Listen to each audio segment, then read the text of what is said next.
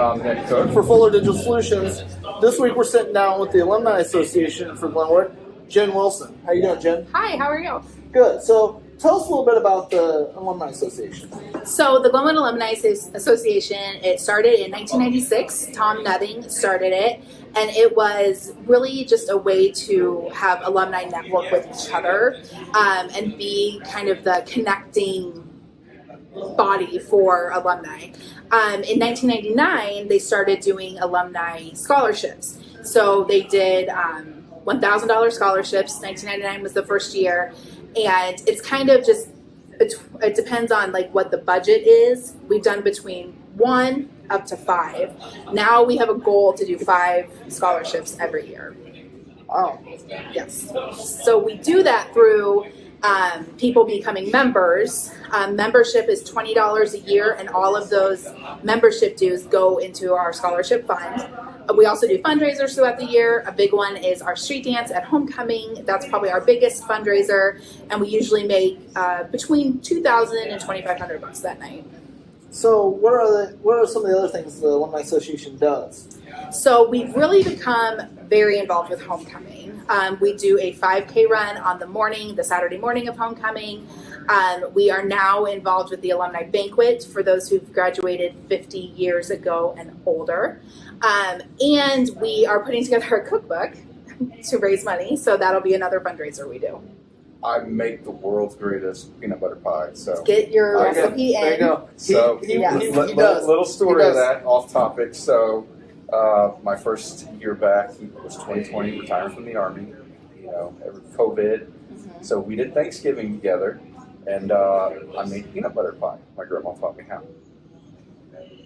2 days later, John shows up at my house Across the street. We live across the street. Just across the street. with the ingredients for me to make him 4 peanut butter pies. Yep.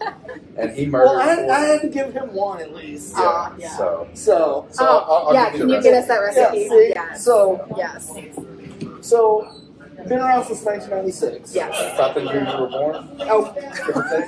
I graduated in 99. Yeah, class Okay. 99. Actually, my best friend Stephanie Minton won the scholarship in 99, so. So what are some of the goals for the Alumni Association going forward? So just get more members. We actually don't have a ton of members. We have very generous donations that come in, which is how we're able to fund these scholarships. We would love to grow our membership. I think just get our name out more. A couple of years ago, I don't even know if a lot of people knew that we were here. So we are just constantly working to get more visible out there. We have a very active Facebook page. We're trying to get more active on Twitter. Maybe we'll dive into TikTok. I mean, who knows? We have younger members now, so maybe we'll dive into TikTok. And we have a very, our website has a ton of information. So it's glenwoodiowaalumni.org, and you can go there, you can become a member, you can donate. Alumni banquet people can RSVP there. We have all of our scholarship winners that have ever been named listed there. We also do an Alumni Achievement Award. We had to take some time off due to COVID, but we're bringing it back this year. So someone will be getting that award every homecoming, and you can nominate people there. So our website has a ton of information. That's great. So what else do you guys do besides just the scholarships for the community? So we are now chamber members. We're very excited about that. So we are going to participate in more chamber events. We did the Halloween event. So we were standing outside on the square doing the Halloween event. And we're always looking for more ways just to get our names out there and be more noticeable. Nick has something. I can see. Oh, what's that? No. Well, I generally have a question for everybody. Yes, he has a hard-hitting question. Yes, all of our guests. Okay. So, and it's near and dear to my heart. Okay. Huskers or Hawkeyes? I don't want to sit next to him because I'm Huskers. So, I knew you were going with this one. 100% Okay. I knew you were going with this one. Thank you for that. Yes. So you are lady number 4 now. All the ladies have chosen. Every single woman has chosen Huskers. It's because Scott Frost is so cute. Oh. Sorry, guys. And you would have enjoyed our interview the other day with the teammates. Oh, well, they're, Adams. of course they're Huskers. We had Damone sitting with us. Yes. So, any Awesome. message you want to give to the Glenwood fans watching, The community. Just that, the Glenwood Alumni Association, yes, it has alumni in the title, but we are really just a member of the community. 2 of our board members aren't even alumni. They're coaches in the community. So you don't have to be alumni to be involved in the organization. Everyone is welcome to all of the homecoming events, and we always look forward to graduation time when we get to welcome a whole new class of alumni into our family. Well, Jen, I want to thank you guys and the alumni board to letting us come to the meeting tonight and finding more about your organization. Thank you. Yes, thank you. You 2 graduated. We did Class of graduate. 99. Yes. All right. Thank you, Thank everyone. you. Hi, I'm John Lee. And I'm Nick Cook, and on today's For Fuller Digital Glenwood Solutions, we're sitting down with the Glenwood Foundation's Tiffany Harder and Monica Mayberry to learn more about what they do for our community. Thanks for sitting down with us today. Absolutely. Thanks for having us. So, explain to us, what is the Glenwood Foundation? The Glenwood Community School Foundation is a nonprofit 501c3 charitable organization that our initiative is to support students, staff, and the community with, no. You were on a roll, though. No. So they do, from my understanding, what we were talking about earlier, you guys help with like the faculty that want to do something to make the learning process easier, where it may not be district funded, and you guys can swoop in and kind of help out. Is that correct? That's correct. So, you guys really ramped up in 2014 we were talking about. Yes, so we've been around since 2014, and so far we have given away $32,000 of grants to our classroom grant initiative. Wow. So, what do the teachers have to do to get a grant? So we have an application process that starts in the fall. They can apply for anything for as small as $200 up to $1,000 for something in their classroom that will enhance learning. So, what are some examples that really sticks out to you of the grants you guys have given? Sure, so for a small grant, maybe a teacher wants to apply to get Oreo cookies for her classroom, and they want to prove that double stuffed Oreos are really double stuffed. Okay. Or a large grant for up to $1,000, the Sound Park at Northeast. Those are some items that have been purchased for that Wow. amount. Sorry. I was just gonna say, another really fun one that stuck with me was Mary Pat King did poetry and pie. And so it was like a cross-curricular activity she did with her kids. She had them write poetry. They learned how to bake a pie. They bought the ingredients. They bought the supplies to measure. They baked the pies. They invited their family to come hear the poetry and then served up the pie. So it was a fun day for everyone. That one really, that would stick out to me too, doing that one. So, how does someone in the community, if they want to help the foundation or become part of the school's foundation, what do they have to do? Contact one of us and they can become a donor. Our goal is to build our endowment so that we can continue to offer more grants to support the innovative learning in the classrooms. And then we also do the Teacher of the Year program. Yes. And that's with John B. Gregory, Farm Bureau agent. Yep. And it's named in honor of his father, John A. Gregory, who, if you're a Glenwood native, you know, he was a fabulous social studies teacher, Yep. government teacher. So it's a great way to honor an excellent teacher with other excellent teachers. And those teachers get a $500 grant from the foundation and also from John B. Gregory Farm Bureau. So, wow. So to grow that endowment, then Yes. we'll be able to offer more of those types of things, you know, more Yeah. classroom going grants, and then maybe eventually be able to grow and offer things to students someday. Wow. I mean, yeah, because I see you guys have been giving a lot lately back to the schools. Seeing a lot of the grants and stuff, which is really good on the projects like some of the students are seeing. Especially, seeing some of the ones in my kids' classes, like the ukuleles for the middle school Yeah, that was a fun program. one. Yeah. So, yeah, I mean, it's really great to see that it's helping the teachers. We know it's sometimes a struggle for these teachers. And our goal is, we know teachers are spending their own money, and that's where we come in. We want to help these teachers buy things for their classroom that the district isn't paying for, and help them purchase things to help them be better teachers in the classroom. Great. So, is there anything else about the foundation you guys want to let everybody know? Yeah, so if you would like to make a contribution to the foundation, there's several ways that you can do that. You can write a check or money order to the Glenwood Community Schools Foundation, or you can hop on your phone and text the word Glenwood to 44321. That's Glenwood to 44321, and you can make a one-time or reoccurring gift via your smartphone. And do you guys have social media that you share this out? Yes, we have a Facebook page, Glenwood Community School Foundation. And a webpage that'll be seated on the school, the school hosts those websites. Yes. That's great. So Nick has this hard-hitting question he asks all our guests. I already know your answer, being a Mayberry. So and you're gonna break my, so far all the women that we've interviewed up till I now think I have got been on a my pretty straight on this side. one. Hawkeyes or Huskers? Oh, Hawkeyes. Huskers. See, I knew you were going to get this one. Yeah, I'm not from here originally. I'm a Southeast transplant, Missouri. Southeast Missouri. Was born in Omaha. So, Never lived there. So As Cole probably heard us talk on the broadcast, we always have this Iowa-Nebraska rivalry going on. So we wanted to bring it back a little bit. Hawkeyes. And I'm still trying to get John to put a tattoo on the game. He won't do it. Losing person has to get the other person's team logo tattooed on him. Won't say where, but So we want to thank you for sitting down with us and letting us learn more about the Glenwood Schools Foundation. Literally, it's open our eyes to more of what you guys are doing and help us spread the word about you guys. Thank you for having us. We'd love to have it's our pleasure. Thank you.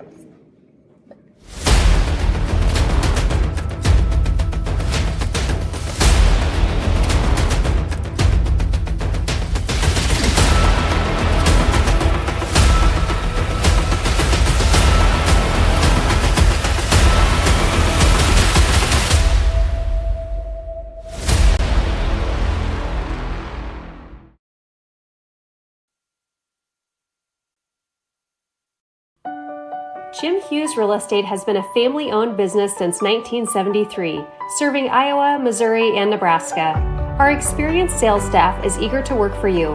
We look forward to offering you the best in personal service to meet all of your real estate needs, including residential, commercial, land, new construction, and auction services. Visit our website at jimhughesrealestate.com. Our website is updated daily. That's jimhughesrealestate.com.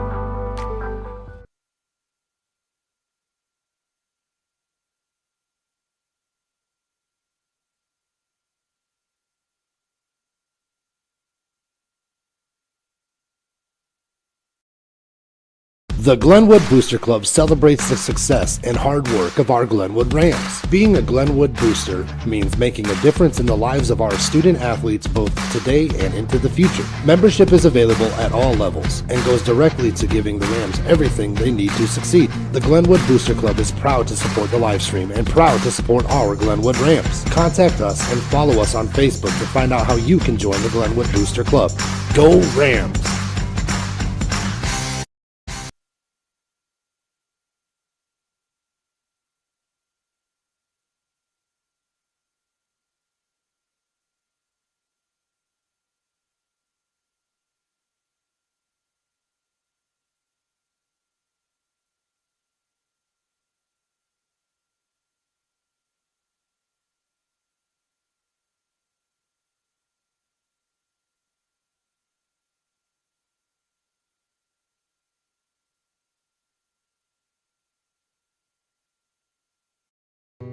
For over 17 years, Cell Law in Glenwood, Iowa has served the residents of Glenwood and the surrounding areas, providing practice in family law, criminal law, personal injury, real estate, probate, and guardianship.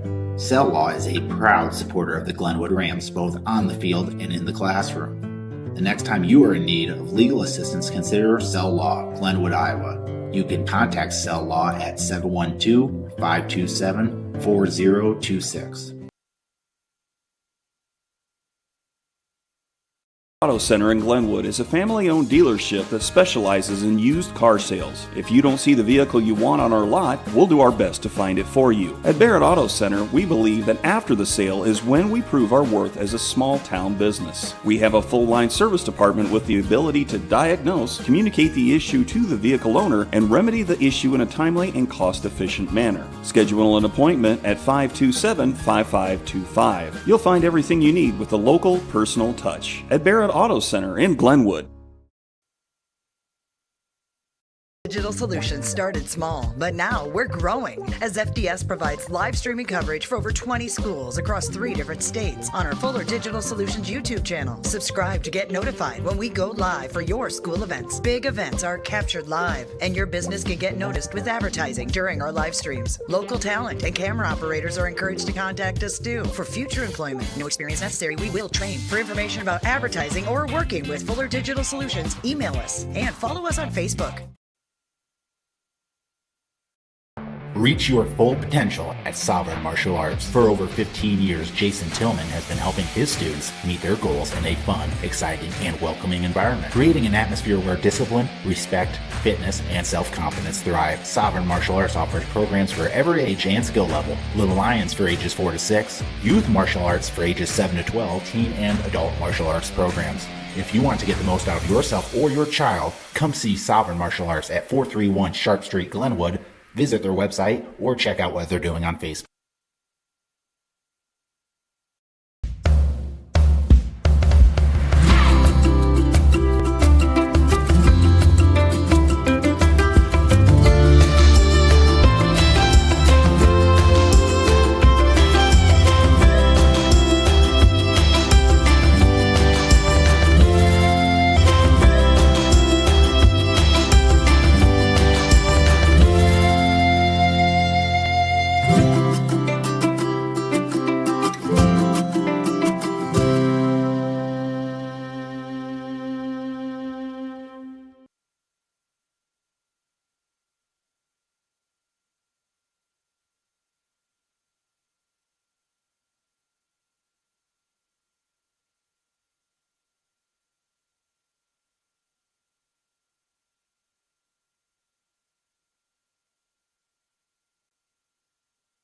The ASE certified technicians at Glenwood Collision Repair for your auto body repair needs. From hail damage repairs to complete repairs, we can handle it all with ease. Take a look at some of the photographs on our completed auto body repair projects. We offer a limited lifetime warranty on repairs. Our staff has more than 20 years of experience, so get in touch with us today. 712-527-9000, online at glenwoodcollisionrepair.com, or stop in and visit with us.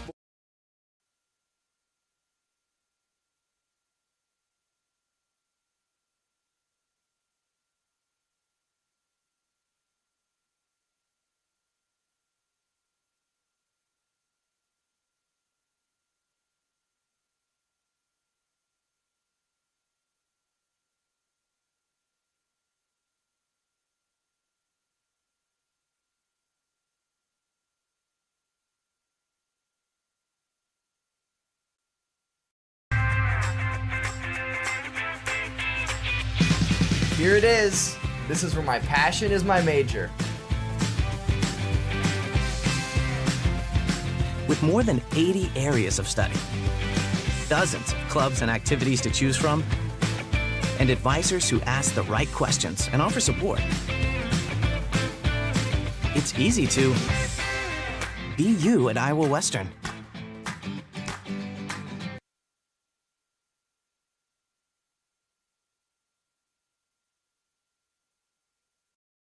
Best Finish Auto Sales and Services, Glenwood, Iowa. Visit them online at bestfinishglenwood.com to see a full inventory of pre-owned vehicles. Best Finish Auto Sales LLC is proud of the quality used cars they sell and their dedication to serve the needs of their customers. And we have a full service body shop and service center to serve all of your vehicle needs. You can count on the dedicated sales staff at Best Finish Auto Sales to help you. Visit us today in Glenwood or online at bestfinishglenwood.com.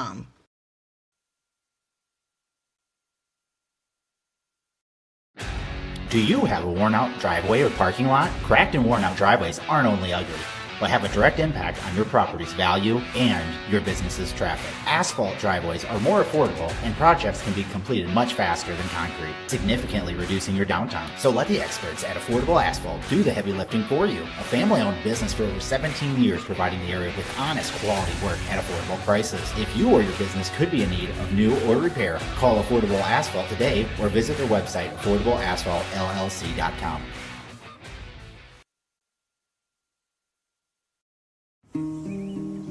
When each new day begins, we're here.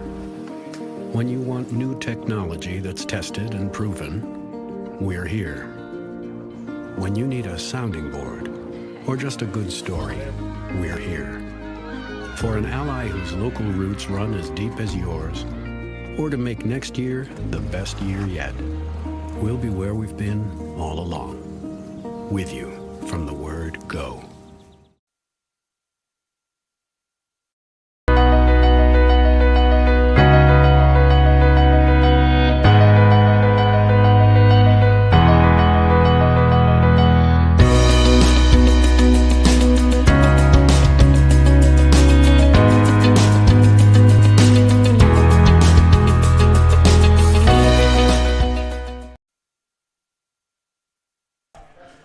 All right, everybody, welcome to another night of Glenwood Rams football. I'm John Lee. And I'm Nick Cook. For Fuller Digital Solutions. We're up here tonight at Merrill Field in Harlan, Iowa, bringing this Hawkeye 10 matchup where the 2-1 Glenwood Rams are taking on the 2-1 Harlan Cyclones tonight. Yeah, and it's a nice night for football. It's nice and cool.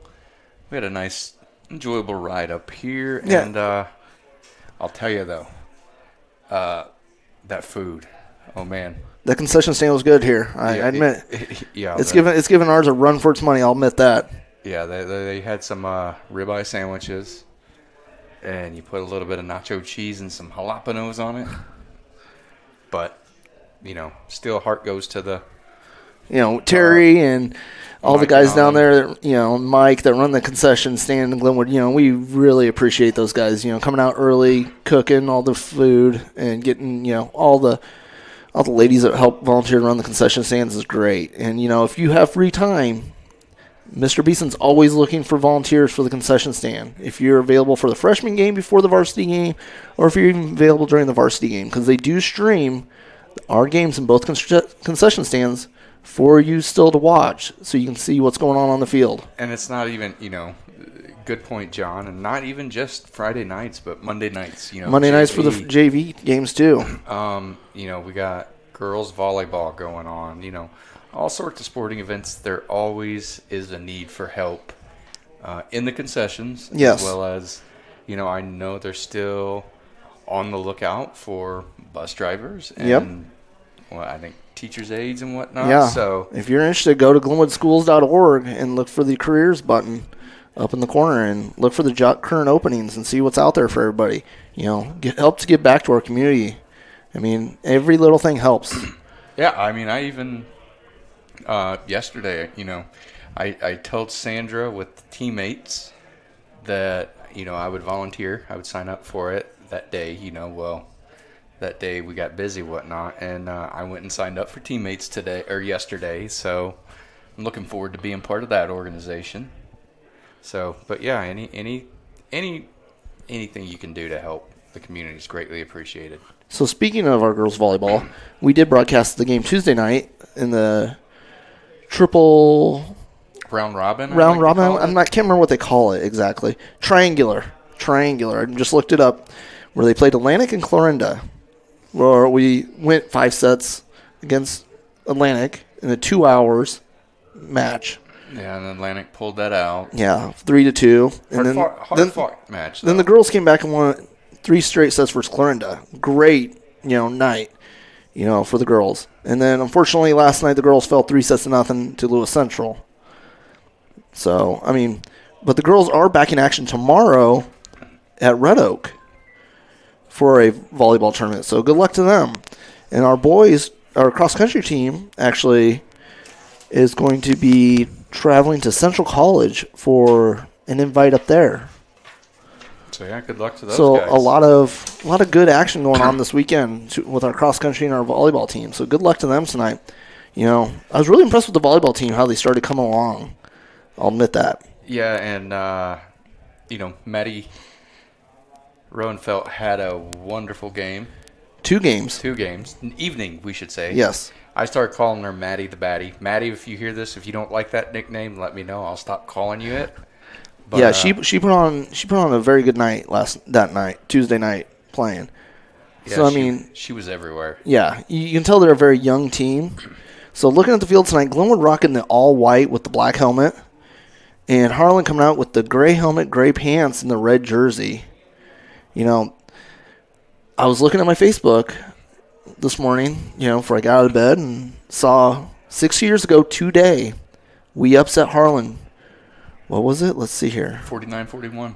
49-41. So, And then what was it you said on there? It said that before that it was 94. Yeah. 2 years prior. It's been a long time. So, could there be magic in the air tonight? We can get some Phil Collins playing. We've got the firepower. I think it's going to be a shootout, personally. I think it's going to be a high-scoring game, too. Talking to Coach Faust this week, they know they got to slow down Casper Bauer and Aiden Hall, the Iowa commit. They know they got to slow those guys down. And they can be beat. We've seen it before in that great game against Lewis Central. Yeah, which Aiden Hall, they had Aiden Hall, they had Casper Bauer. Casper Bauer. Casper Bauer, yes. And, right at the, little over 3 minute mark, Hall had the 20-something yard touchdown run and thought it was, nail in the coffin, but LC came roaring back. So, Harlan is beatable. Yeah. So, what it sounds like is they're going to do kind of the same thing they did with Kingery against Indianola, concentrate on getting him and see. But I think this game has to be one up front. Yeah. Logan leading that offensive line and defensive line, he's got to lead that charge tonight. I think they got to protect Caden back there. Let Caden have a little bit of time to find Renner and Jack and Cody and Peyton. Give him time to find those, and CJ and Tate. Let him have time to find those guys out there and throw the ball around. Because Harlan hasn't seen us throw the ball around probably in 6 years. Yeah, So we know we can throw it in the air. We've shown it. And I think back to actually the game that motivated us to want to do that. Talked about it. It was the game that we played Harlan 2 years ago. Where it was the first game where Broxell broke his hand in that game, and Tate came in. We were leading at half, and we had the chance to beat that team, and we came up a little short. Now, Coach Faust always plays Harlan tough. But what I'm looking at is, back in 2020, Harlan had Tegan Casper Bauer. They had Aiden Hall. Yeah. We were not. They had Will McLaughlin too. He was a running back. Yeah. So, I think, if we had a time machine and had this Glenwood team, and we played the 2020 Glenwood team, I think this Glenwood team would beat it. I think this Glenwood team is better than the 2020 team. No disrespect to the players from 2020. It's just sometimes things all the ingredients come together. Yeah. And it gels. That was a good team that year. Just injuries it hurt that team. So it could be. I think tonight's going to be a shootout, like you said. Looking at the numbers coming into this game, okay, Casper Bauer is 34 of 61 with 522 yards and 7 touchdowns, 2 INTs. Aiden Hall's coming in with 11 carries for 175 yards and 3 TDs, 12 catches for 158 yards and 3 TDs on the ground, or in the air and on the ground each. But they also have another receiver coming up, Cade Sears. He's a senior, has 8 catches for 213 yards and 3 TDs. Those passing numbers make me think that they're getting a lot of deep bombs off. Yeah, because, obviously a lot of teams are going to key in on Aiden Hall. Yes. Which, kind of like how we did last year when we played Indianola. They had, what was that running back name? The Iowa commit. He was like the number 1 ranked running back in the state, and we keyed on him. And then Kingery came out of nowhere. Blew us up. But But I mean, Yeah, you they gotta have weapons on both sides, you know. Yeah, but I mean, you got to look at our boys this year. Caden is 44 of 84, 731 yards. I think last I looked, he's 4th in 4A in passing yards. He is He is fourth in passing touchdowns. Cody is coming in with 344 yards and 4 touchdowns. 4 touchdowns puts him at second in touchdowns. Caden is 3rd right now in passing yards in 4A. So, I mean, if that doesn't surprise you, and Cody is 3rd in receiving yards in 4A coming into this game. Yeah, I think my key to this game is the discipline on the defensive side. You know, like I said, they don't get caught off. I won't be surprised to see Harlan do some play action tonight. Yeah. And we got to be able to read the plays proper But and react proper. It's Harlan. We're going to see a lot of swinging gate on the extra points. We're going to see a fullback in there a lot. They like to run that. It's old school Harlan, ground and pound. But now they like to throw a little bit of throwing the ball in there. We don't see that a lot from the old school Harlans. But, you know, they are now, you know, throwing the ball around more than we've seen in the past. Now, we were talking earlier before we got on the air. So you said Aiden Hall is committed to Iowa as a defensive back? Yes, I think that's the last I saw. Okay, because I was joking with John that, you know, I told John that Aiden withdrew his commit to Iowa to go to Nebraska because, you know, if he was going to lose, he wanted to be on at least a good offensive team. So, I mean, because both our teams are, you know, having their troubles at this point. Yeah, unfortunately, yes.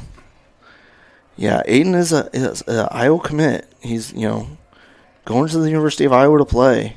It looks like he's going to play in the defensive backfield there for Iowa. So I mean, and then Kesper is looking at what you said. Looking online, it's Iowa and Iowa State. But you know what? They don't have anybody like our Big Eck. You know, the North Dakota commit. You know, going up there to play for the Mean Green Hawks. If I remember right, they're going up there. I think that's what they're called. So going up there to play, you know, we're probably going to see him suiting up on Saturdays next year and getting some time. But, you know, shout out to the Eckhart family all there. We know they're all listening on live. But, yeah, I mean, you know, they don't have anybody on that line, I think, that can keep up with him tonight. I think he needs to get back there and cause some chaos with the Casper Bauer. Yeah, I mean, if he can't get back there, if he's getting double and triple teamed, he's still doing his job. That's going to free up Longchaya and Trent. Yeah, and Trent's just... every game he's... Yeah, Trent's leading the team in sacks with 2. But, I mean, he's putting pressure. He's blocking punts. He's coming off that edge like a madman. He's taking advantage of teams keying on Logan. Yeah, and him getting that one-on-one coverage there. You know, it works out that way sometimes with when you get a really dominant player, you know, another player who's a great player on their own accord, you know, they're going to get the second and third order effects from it and be able to have a better season. And, you know, that can help Trent. I mean, what's Trent's plans? We don't know. He's a phenomenal baseball player, too. He's a great wrestler. He's a great all-around athlete. So, I mean, he probably can, you know, go do what he wants, you know. You know, older brother, Austin, playing football up at Morningside. You know, always love hearing from his parents about how Austin's doing up there.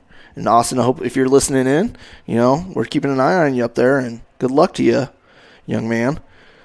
So, I mean, he gave us a shout-out last week when he was, or a couple weeks ago when we were in Indianola, you know, that he was watching it. So, yeah, I mean, this should be real fun. I think we have to be high-scoring tonight. We got to control the ball. We can't turn it over. We got to protect Caden tonight. And then, you know, I think, too, I formation. That's worked for us. Yes.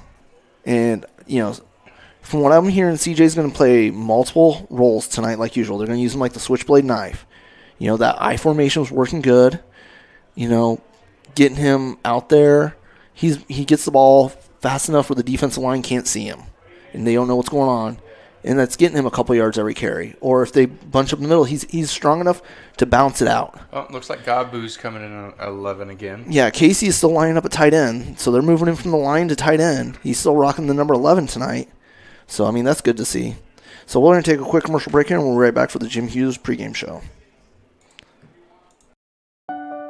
Jim Hughes Real Estate has been a family-owned business since 1973, serving Iowa, Missouri, and Nebraska. Our experienced sales staff is eager to work for you. We look forward to offering you the best in personal service to meet all of your real estate needs, including residential, commercial, land, new construction, and auction services. Visit our website at jimhughesrealestate.com. Our website is updated daily. That's jimhughesrealestate.com.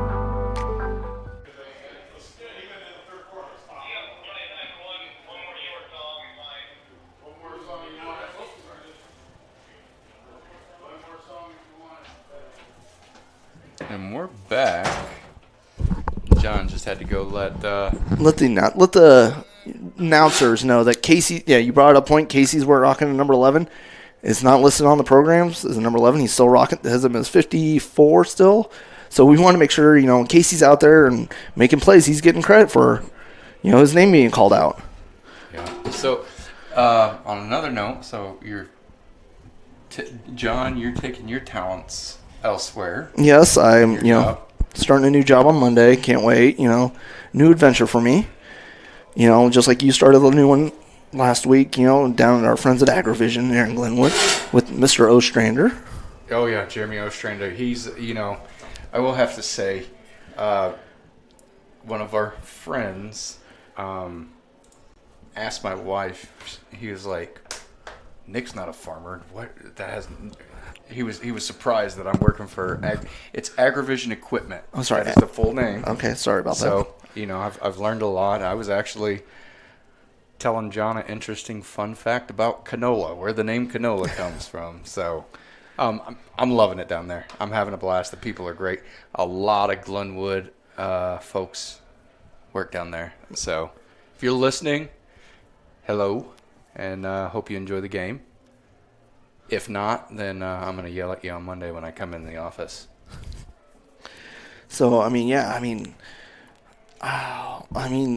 excited for tonight. It looks like I don't see anybody on the sideline, wearing street clothes. It looks like we have everybody healthy. Yeah. I'm kind of pumped up to see how, this is going to go tonight. You know what I'm pumped up about? We don't have a 2.5-hour drive back. I agree with you on that one. That was a long drive last weekend, but yeah, this is. 2 weeks ago. Oh yeah, 2 weeks ago there. Okay. Yeah, that was a long drive. Yeah, but yeah, this has been circled on the calendar, and it's only the second time I've ever been to Harlan in my life. Yeah, not being from up here. A lovely field. Yeah, good field. I love this field. Love the stadium. Nice little press box up here we're in. I like their logo on the 50-yard line, and yes, we know you can't see yet. You will be able to. We got the Jim Hughes Real Estate pregame. Yep. And, watching that advertisement of his, and I didn't know there was an apple orchard outside town. So speaking of our pregame, I want to give a thank you to the Glenwood Alumni Association for sitting down, doing an interview with us, and learning more about what they do and how they help out the schools and everything they do, and then. The Glenwood Community School Foundation. I want to make sure I said the whole name right because Miss Harger was getting on me on that.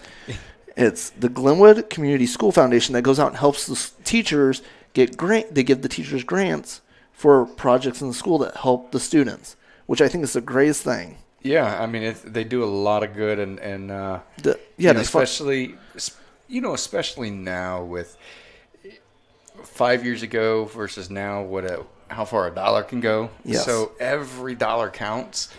And teachers, everybody knows teachers spend a lot of their own money. Yeah, so, to support the class. If you can support either one of these great groups, the Alumni Association or the Glenwood Community School Foundation, please, they'll both be linked on our Facebook page tomorrow with the interviews. Please help them out. Sign up. Join them. Be a member of one of them. If you can. If not, make a donation to the group to help them out. They're doing so much good in our community and for our schools. That's why we did these interviews for the pregame shows with these groups. Just put a spotlight on them to help out and show, what they are doing to help out the schools. Now, we didn't know very much about the foundation. No. At all. And then, we sat down with Miss Harger and Miss Mayberry talking about what they do. with as much time as Monica Mayberry volunteers, and she's got the kids. I don't see how she has any free time to herself. Well, she's also a teacher's aide. Yeah, I think she's Wonder Woman. I mean, she's got to be Wonder Woman. She does a lot. I will give you that. Yes, Monica is everywhere, and I think she probably runs off 2 hours of sleep. Or maybe she's got a clone and we just don't know it. She has a twin, probably. Monica, you need to confirm or deny this with us. If you have a twin. Or a clone, either or. And Lonnie's the same way. I mean, speaking of the Mayberry family. I mean, it's just... And I mean, Lyle kind of set that trend for for his boys there. And, Lyle was honored last week with the Tom Nutty and Alumni Association Award at homecoming for all the great things he's done for the community. So, I mean, I'm just glad to see that. And I've never got the pleasure to meet Lyle in person, I don't think. No, but he does listen to these games. He's always listening because I'm always getting, Lonnie's always sending me text messages if we say something, calls, don't know a rule or something, because Lonnie had been a high school ref for years, and so Lonnie will shoot me up a text up here in the booth during the game and say, "Hey, Dad saw this." Yeah, good. So I mean, I'm glad Lyle and his wife are watching the game, home, enjoying this. I mean, I'm glad we can bring this to anybody, the fans out there. So we're 16 minutes till kickoff here. And we're going to take a quick commercial break, and we'll be right back for more of the Jim Hughes pregame. The Glenwood Booster Club celebrates the success and hard work of our Glenwood Rams. Being a Glenwood booster means making a difference in the lives of our student athletes both today and into the future. Membership is available at all levels and goes directly to giving the Rams everything they need to succeed. The Glenwood Booster Club is proud to support the live stream and proud to support our Glenwood Rams. Contact us and follow us on Facebook to find out how you can join the Glenwood Booster Club. Go Rams!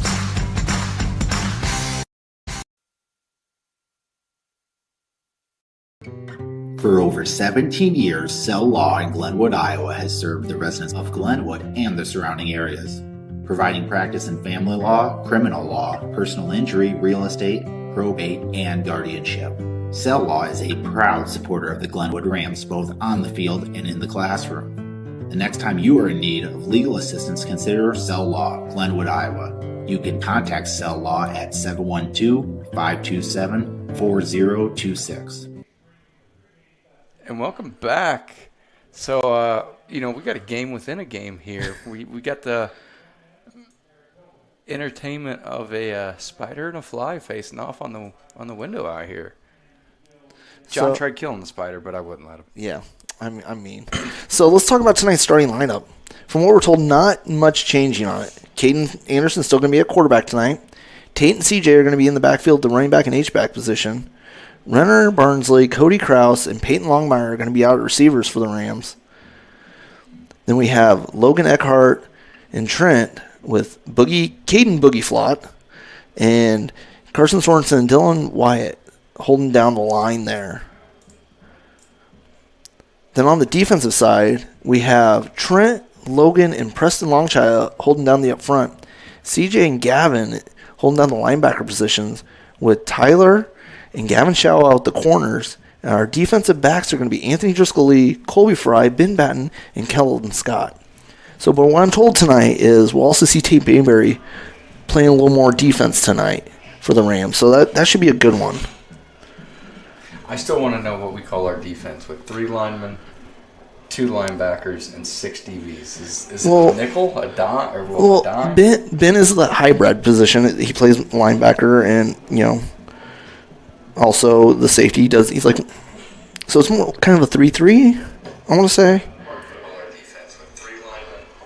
So, I mean, it'd be interesting to see. I mean, seeing the Harlan marching band come out here must be,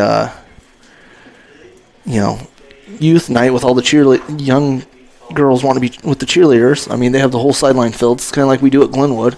I'm glad to see that here. Yeah, and I want to thank the Harlan schools for coming in and opening into this booth up for us tonight to let us broadcast and bring this game to you guys. Yeah, and just so everybody's tracking where we're set up, it's not the most optimal setup. I mean, we're up in the press box, but we're on a 30-yard line, so we will do our best to make sure that you see every aspect of the game. We already tested the camera, but Yeah. It's gonna be a little bit different angle tonight, but we're gonna make sure we bring you the whole angle. We got 12 minutes here till kickoff. Waiting to see you know what the coin toss is.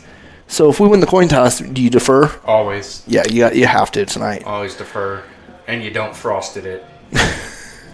So. Oh. So Nick, what's your prediction for tomorrow for the Huskers playing Oklahoma? So, I don't believe there's a middle ground. There's no. It's either going to be Nebraska gets waxed, or somehow Nebraska pulls it out. There's no, we played a close game and lost by 15, 10. It's one or the other for me. What about you? What do you think? I think Oklahoma's just going to lay it on them. Now, what about you with your Hawkeyes? Oh, I think Peaches finally gets pulled. I'm hoping that. So, we were talking about the game on the way, and John informed me that Iowa is you said a 23-point favorite? Yep. They're favored by 23 points over Nevada, so that's 10 safeties and a field goal. Yeah, or I figured a fumble recovery or 2 fumble recoveries for touchdowns, a pick 6, and a safety. Okay, it could be that too. I mean, speaking of my fellow Hawkeye fans, I want to give a shout out to Dane Lovell and Lovell Plumbing coming over and fixing my issues at my house this week. You know, Dane came over and spent the morning fixing my issues and getting everything fixed up for me. So, thank you, Dane, for that. So we got 10 minutes till kickoff. We'll take another quick commercial break, and we'll be back with you for more of the Jim Hughes pregame show.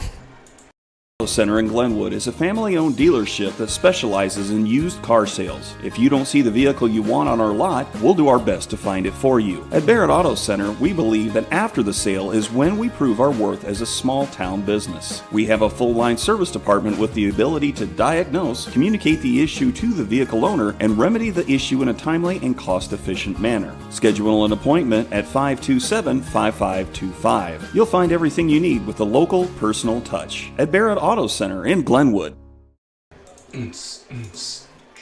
Digital Solutions started small, but now we're growing as FDS provides live streaming coverage for over 20 schools across 3 different states on our Fuller Digital Solutions YouTube channel. Subscribe to get notified when we go live for your school events. Big events are captured live, and your business can get noticed with advertising during our live streams. Local talent and camera operators are encouraged to contact us too. For future employment, no experience necessary, we will train. For information about advertising or working with Fuller Digital Solutions, email us and follow us on Facebook.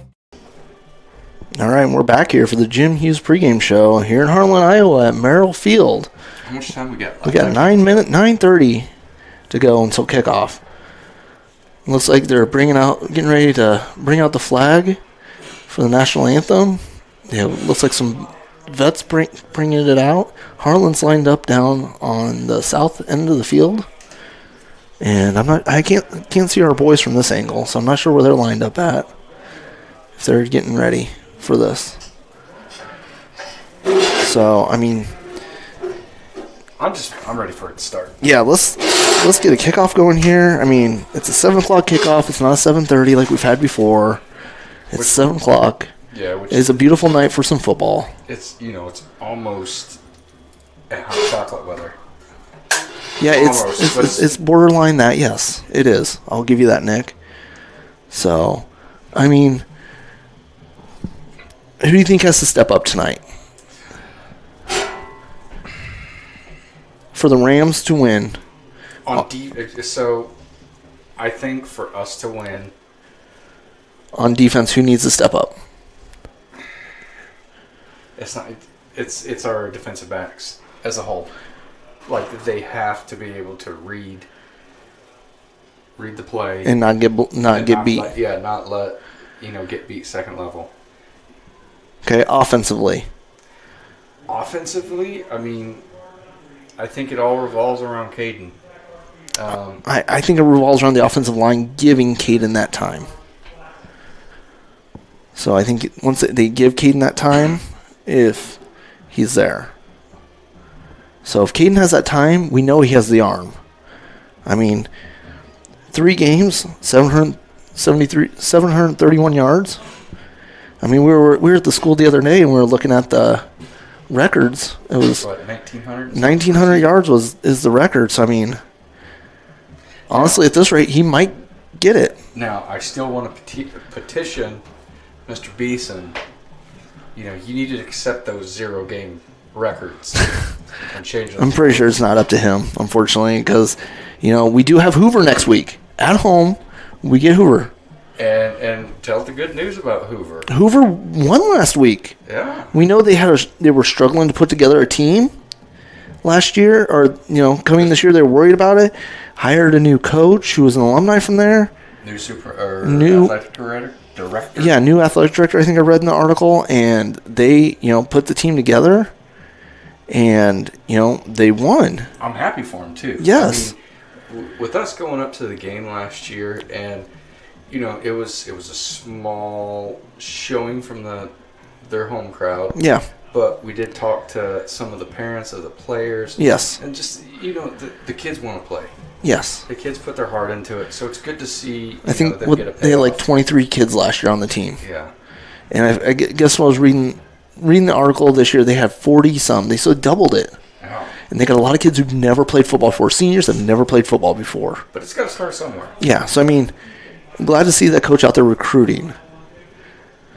So they're getting ready for the national anthem. We're going to take a quick commercial break for the national anthem. We'll be back for the start of the game.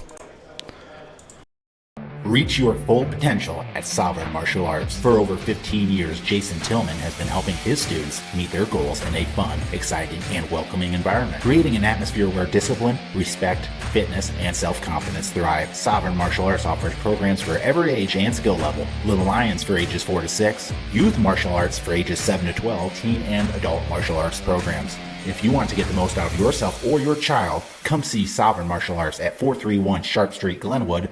Visit their website or check out what they're doing on Facebook.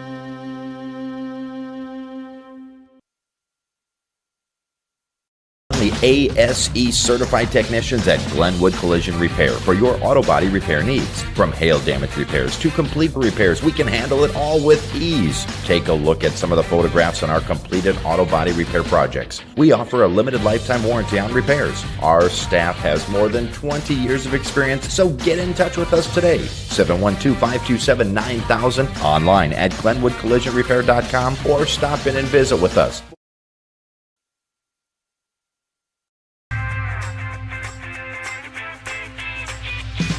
Here it is. This is where my passion is my major. With more than 80 areas of study, dozens of clubs and activities to choose from, and advisors who ask the right questions and offer support, it's easy to be you at Iowa Western.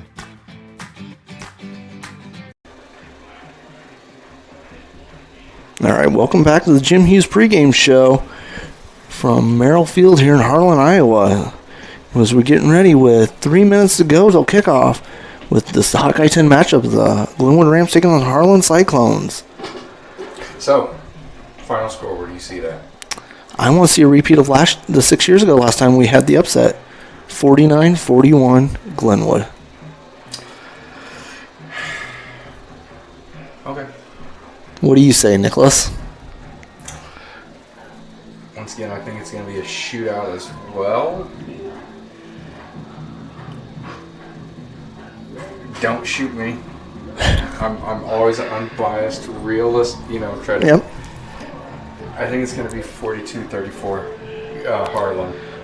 I want us to win, but I mean, Harlan is the returning 3A state champs, and they are that for a reason. Yes, and for all intents and purposes,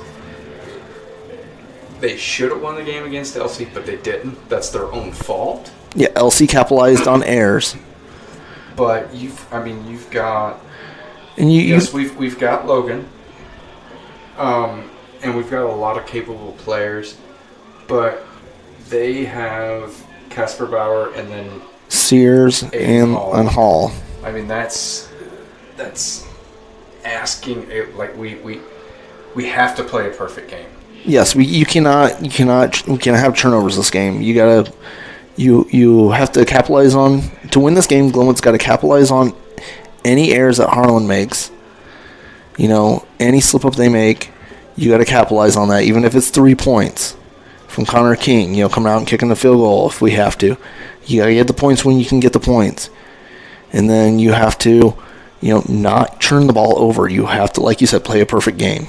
And I hope I'm wrong. I mean, my heart says Glenwood, but my head, because I look at everything in numbers and stats, I think it's going to be a heartbreaker. Yes, we're at a minute 30 before kickoff. So it looks like coming out is Logan, Tyler, Tate, and Ben for the captains for tonight. And they're getting ready for the coin toss. We was reading in the program that Casper Bauer writes bulls. Well, Logan's going to be that bull tonight that, I didn't. I'm glad you read that. I did not read that. Yeah. Wow. Yeah. I'm going crazy. I didn't read the program. You did. Were you reading it? Yeah. Wow. He rides bulls, but I don't think he's made a bull like Logan. Yes. Harlan will be receiving to start the game. Glenwood will be on the south end tonight. So we're gonna see real quick what that defense can do for Glenwood. Yeah. So it's kind of the way you want to start out. Put the defense out there. Let's put Hall, Casper, and Sears to the test. So let's get some football going here. Yeah, if we can get an early stop or even a turnover, that would be phenomenal. We got to do something to set the tone for this game and show that we're here to play. And, the stage ain't too big for our boys. No, it's not. And, kind of like their motto for this senior class, this is last chance. So it starts here. We had a slow start versus Indianola, but fought back. So let's see if we can not have that slow start tonight. Back deep for the Cyclones, of course, is Aiden Hall, number 6, Brad Curran, and Cade Sears. Back deep for the Cyclones. And kicking is Connor King for the Rams. Let's see if they can get this one started. Here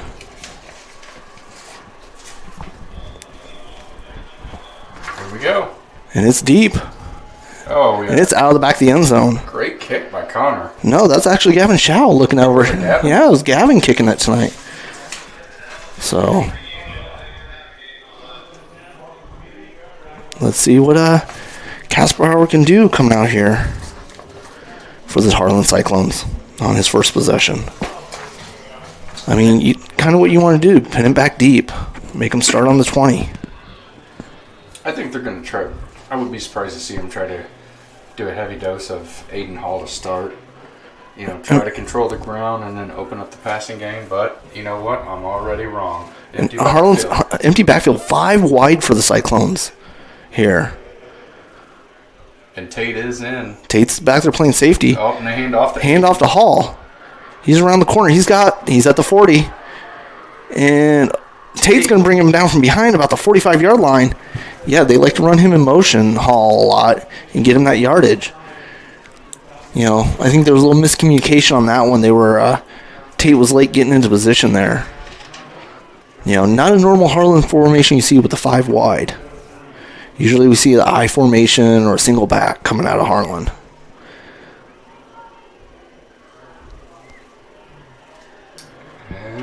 Casper Bauer back there with Brad Curran and running back next to him with 4 wide. Casper Bauer drops back. He's looking. He gets it over to Brad Curran in the flat. And he's going to be pushed out of bounds by Anthony Driscoll Lee, but that's going to be at the 40-yard line. And they're still marching down the field. That's another first down. They've got to slow them down. Yeah, I mean, 2 quick first downs by Harlan.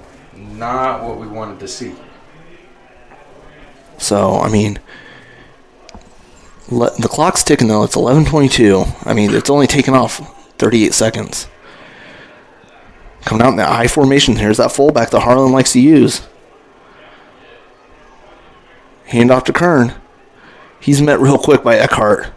He's going to get up to about the 36-yard line they're marking him at. So it's going to be 2nd and 6. Yeah, we got to stop him. You know, not allow any more than 2-3 yards of run.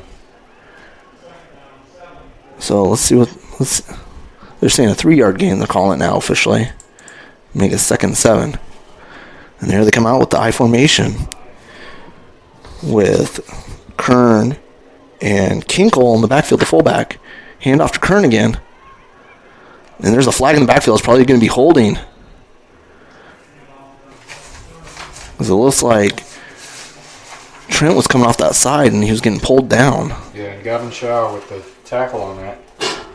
And Harlan's walking backwards, so that's a good sign. You got to take advantage of this. Defense has got to hold him now. That's going to put it at 2nd and about 6, 7. 16? Or 16 or 17. 17 looks like, yeah. So the Rams got to take advantage of that right now. Forgot to carry that one. That's right. They're going to run out trips at the bottom of the screen. Casper Bauer and Kinkle in the backfield. Casper Bauer drops back. He's got pressure. It looks like it's going to be a screen. Oh, Eckhart almost with the interception. That was a great play by Logan. He read that. He saw everybody was getting there early. He kind of just floated back there, and Casper Bauer got lucky on that one. Because you know if that big man would have got it, it would have been like LC last year. He's picking up and he's going the other direction. And you can tell he's hungry. So 10:24 to go here in the first. 3rd and 17 for the Cyclones. If we can get a stop right here, I mean that's going to be a big confidence booster. Yeah, trips at the top of the screen for the Cyclones. Cade Sears solo at the bottom. Kinkle in the backfield with Casper Bauer. Casper Bauer's looking. He's dropping back. He gets it over. The Rams just aren't able to tackle. And he's going to get pulled down by Shao and Anthony Driscoll Lee there, but he's going to get a first down. And that was Jacob Birch, their tight end. Yeah, and he just, he got a tackle. He split like 4 of our defenders. Yeah, so unfortunately, the Rams now have to hold him up here. That's 1st and 10 from the 17-yard line, looks like. Or sorry, the 12-yard line. Kind of hard to see from this angle up here. I formation. Hand off to Kinkle, the fullback. He's going to be met by a slew of Rams and brought down. He's inside the 10-yard line, it looks like. I'm going to mark him at the 9, so it's going to be 2nd and 7 for the Cyclones here with 9:40 to go here in the first. Yeah, the secondary's got to watch that. You know, looking here, Jacob Birch coming at 6'2", 205, senior tight end for the Cyclones. Yeah, I mean that stings a lot. Yeah, when you have them pinned back at 3rd and 17, yeah. They're coming out in the I formation, typical Harlan, old school Harlan I formation with Brad Kern wide, and they drop back. Oh, just over the head of jumping Tyler Harger there. That was a touchdown by Harlan by number 5, Jacob Birch. So, not what you want to see here. 9:11 to go, but, slowed them down a little bit, showed we can hold up. So now the offense has got it. And then here comes the swinging gate, old school Harlan kicking formation.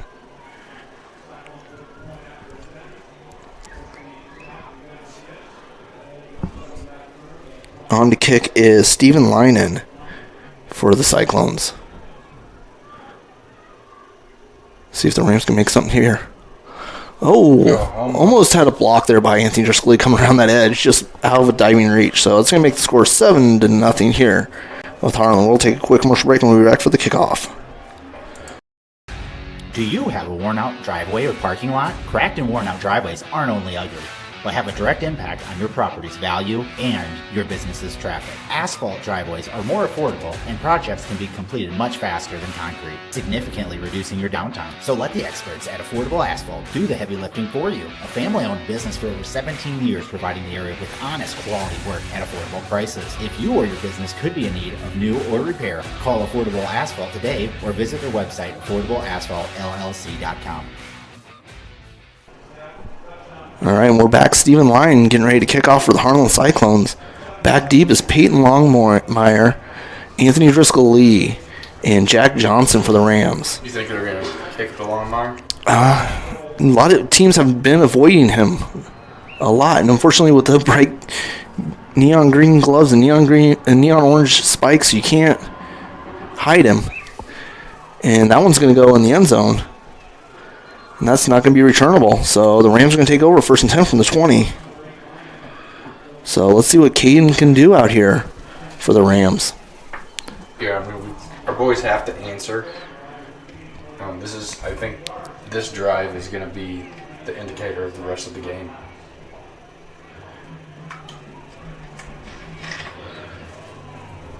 Coach Faust and Coach Loffmine sending in the play. Casey Godbout's out there lined up tight end. CJ right behind him with Tate deep, it looks like, with pitch out to Tate. He's got a little room, but he's going to be eaten up real quick. He didn't have nothing out there. They were trying to make it wide. He's going to take a loss here of about 4, it looks like. So it's going to be 2nd and 14 for the Rams. So, I mean, they kind of swarmed on that one. They saw that, Toss to Tate. Yeah. And so Casey's checking out. Coming into the game's Cody Kraus.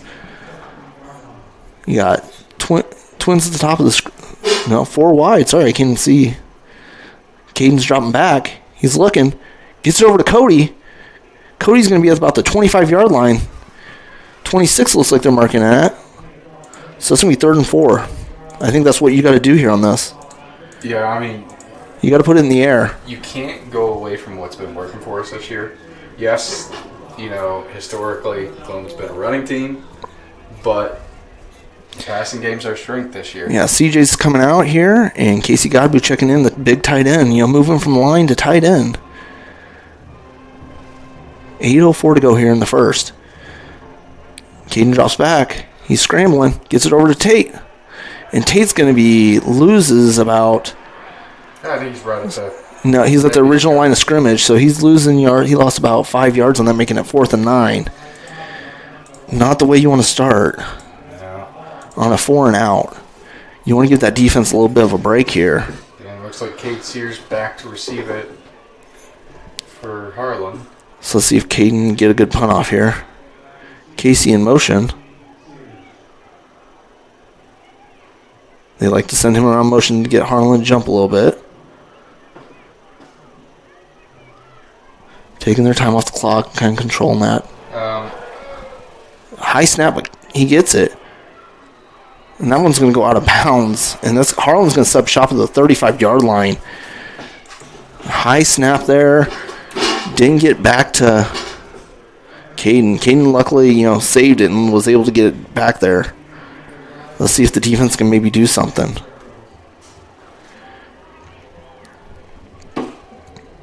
Brad Kern's walking off the field, so for the Cyclones, so we'll see what they do with the running back position right now.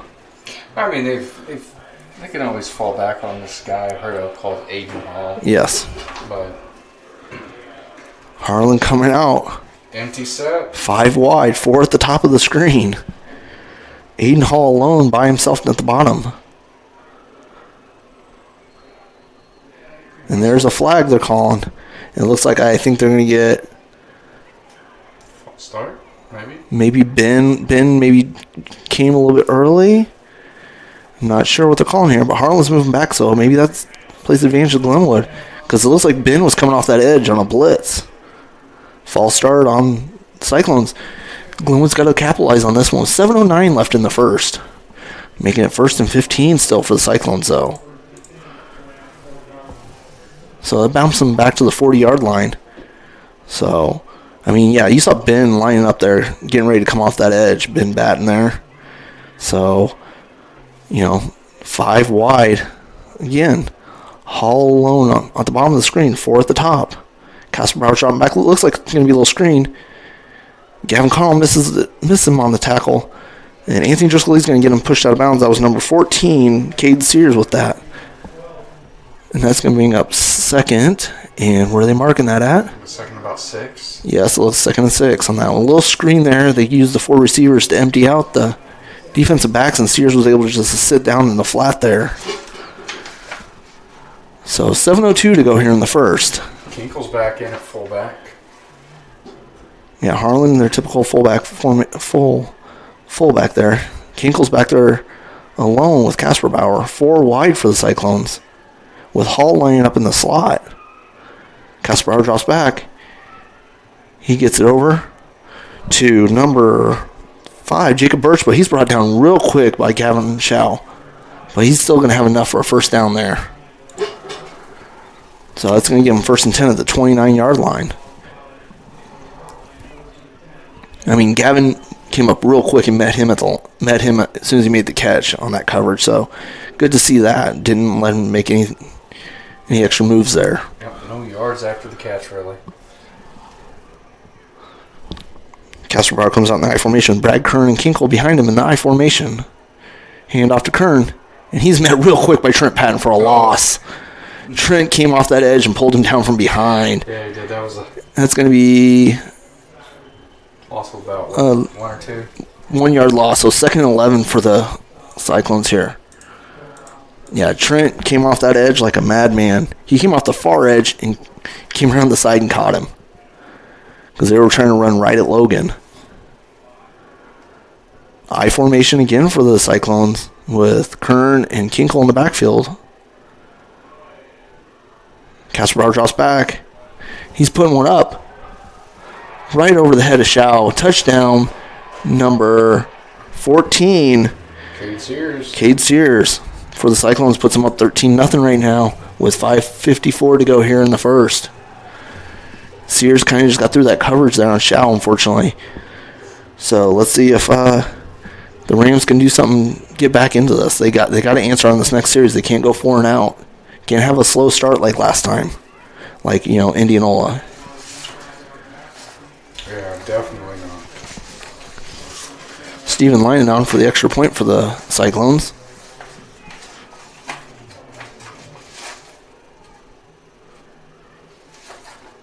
Snap is up. It's good. It goes through and makes it 14-0 Harlan here. And we'll be back for the kickoff after this commercial break. When each new day begins, we're here. When you want new technology that's tested and proven, we're here. When you need a sounding board or just a good story, we're here. For an ally whose local roots run as deep as yours, or to make next year the best year yet, we'll be where we've been all along, with you from the word go. All right, we're back here. Stephen Linen on for the kickoff for the Cyclones with Driscoll, Lee, Johnson, and Longmire back to return. Last time Linen put this one into the end zone. Let's see what happens here.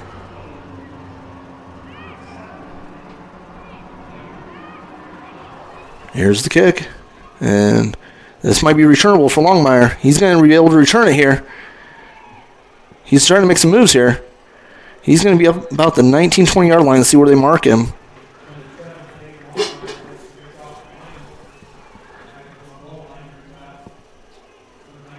They're marking him at the 19-yard line. The Rams will take over 1st and 10 here.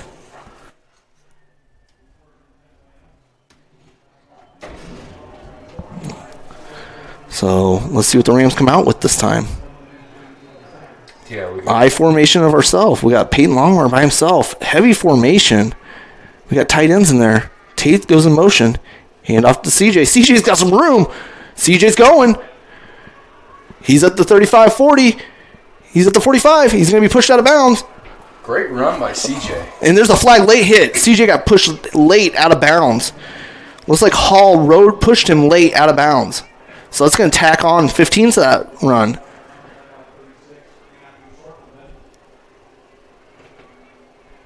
So that's going to put the Rams in Harlan territory.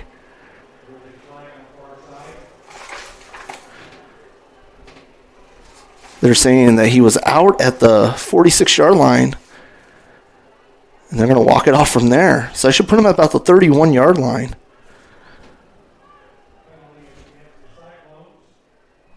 Yeah, right at the 31, just like you called it. So, in scoring position now. Yeah. So, I mean, shout out to Mike Fritz, watching the game tonight in the Combine. Glenwood coming out in the pistol formation. Handoff to Tate. Tate's met real quick. He bounces out to the edge. Let's see if he can get the corner. And he's going to be met by Aiden Hall real quick. Yeah, and he's slowed down. And Aiden's got some speed, and we know that. You cannot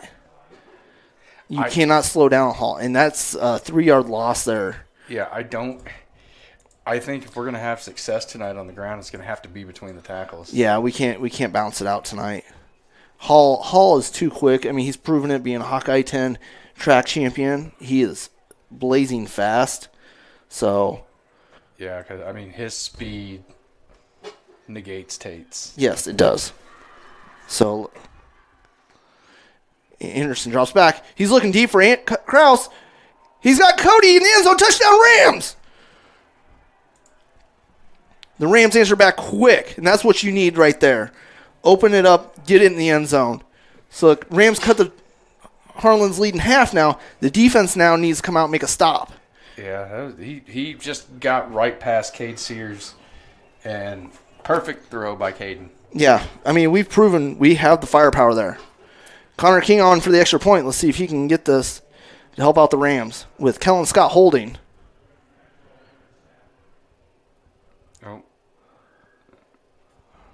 Rams have to hurry up and rush a player out. Man short there.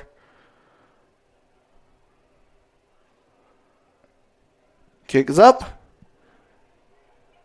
And the kick is good. So the Rams now down 14-7. We'll be back with the kickoff after this commercial.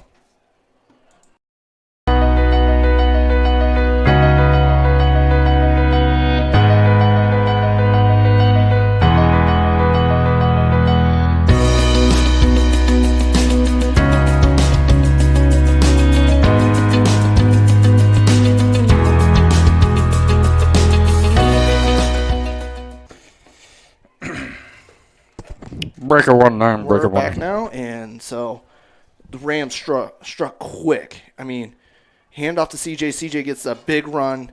Hall pushes him out of bounds, get the extra 15 yards on there. Unfortunately, Tate tried to bounce one out, got the 5-yard loss, but Anderson finds Kraus on a dime there for 36 yards. Touchdown Rams. I was surprised that I would expect Aiden Hall to, give over-the-top help to whoever's on Cody. But no, Cody just had a straight one-on-one with Sears and beat him. Yeah, I mean, like we said, Cody is coming in third in receiving yards in 4A. So Shao on the kick. Let's see if Shao can pin him back deep. Nice deep kick. Sears is going to get it in the end zone, and he's going to take it for a touchback here. So they'll start at the 20-yard line. Let's see if the defense can make a stop with 4:50 to go here in the first. The defense has to slow them down. They missed on the opportunity on 3rd and 17 to send them back. We've had them 3rd and long 2 times. Yeah. So I mean, the Rams have to hold them here on 3rd and long. So let's see if the secondary can step up and make a stop here. And let's see if they come out. We see Kinkle out there. So they're coming out in the I formation, it looks like. Yeah, Kinkle and Kieran. There's a little miscommunication there. Trying to figure out what's going on here. The referees are... Kesper Bauer. Casper came off the field now. Harlan's rehuddling. I'm not sure what was going on. The play clock's down to 12 seconds. They're going to have to hurry up and get back onto the line to get a playoff here. It's going to be a quick snap. 5 seconds to go. Hand off to Kinkle. Kinkle's met by, looks like Gavin Connell there. He's going to give out 3 yards here, make it 2nd and 7. I think they gave it it a 4. So yeah. 2nd and 6 here, it looks like. Yeah, I think that, the formation they wanted in originally wasn't in there. There's too many guys. I'm not sure what and not enough guys at one time, so. Yeah, Kieran coming out. Yeah. So 4:18 on the clock here in the first. Harlan holding on to a 14-7 lead here. Single back with Hall back there. Kinkle in motion. And we're going to get a flag. Looks like probably false start.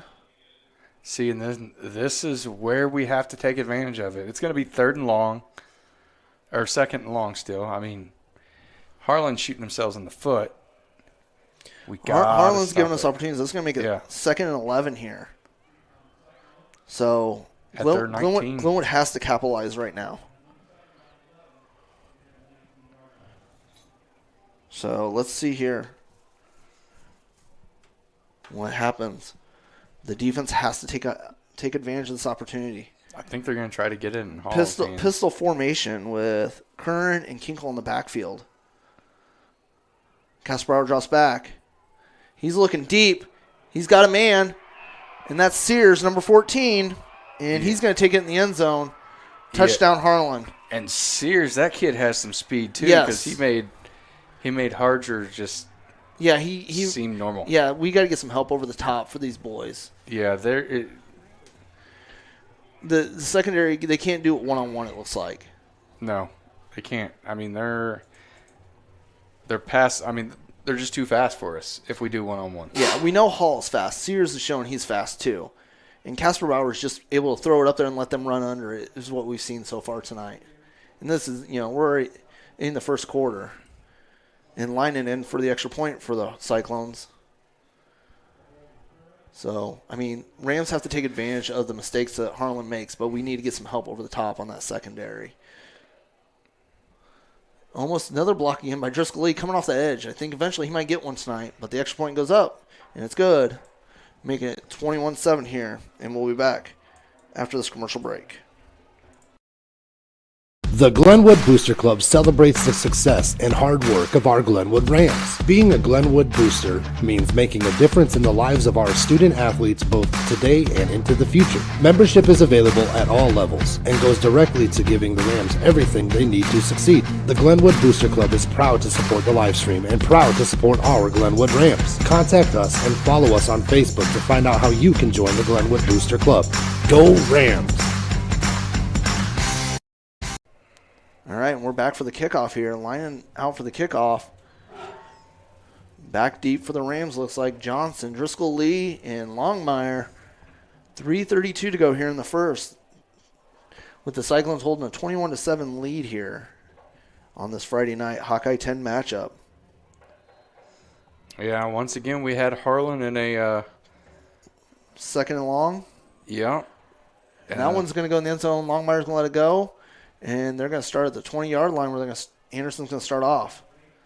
And then just didn't phase Harlan. They just slung it downfield and got a quick score on us. Yeah, we've got to get some over-the-top help we've seen Sears go, get by our guys. Birch break a lot of tackles. Sears has now gone, deep twice. So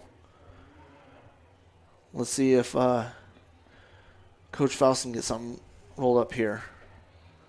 I mean, we know what we got to do on the offensive side. We just got to keep the ball in the air. Keep the ball in the air if you're going to run it between the tackles. We're coming I formation again. CJ and Tate in the backfield behind Anderson. Tate goes in motion. Hand off to CJ. CJ's going to get a couple yards there. Looks like they're going to give him 2 yards there and make it 2nd and 8.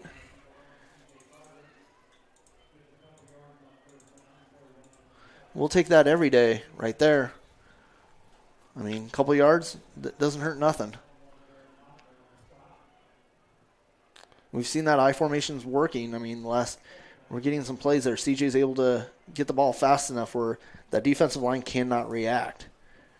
And they're coming out in that I formation again with Longmire and Cody wide.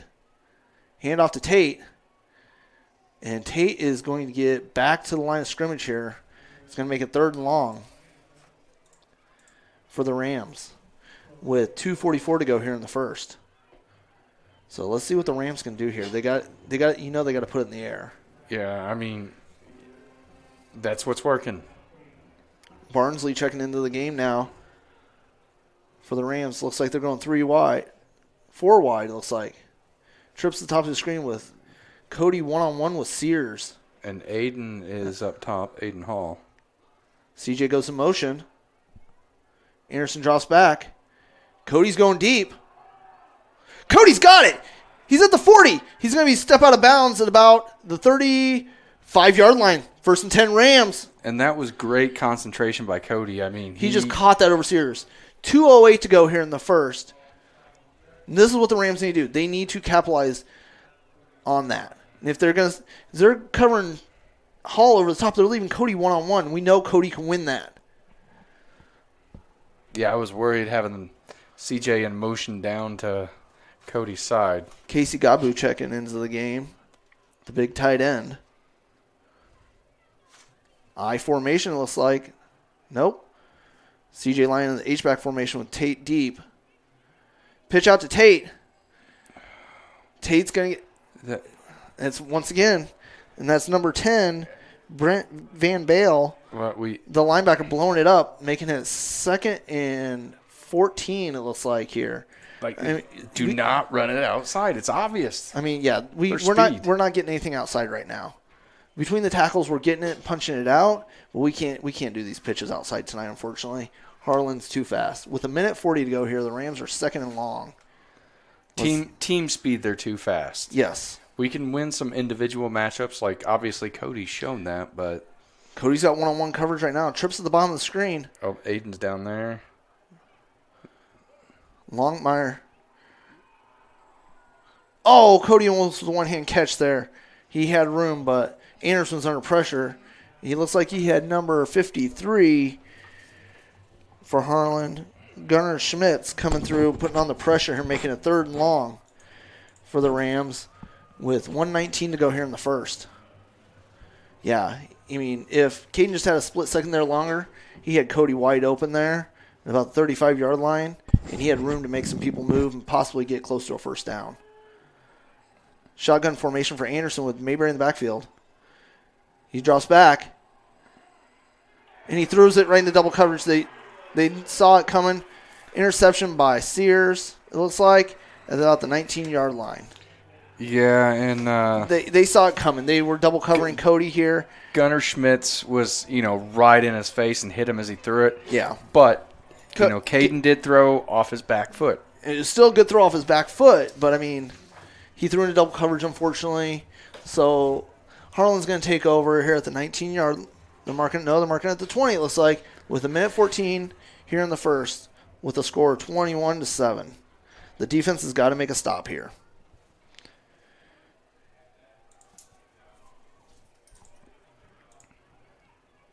Three wide.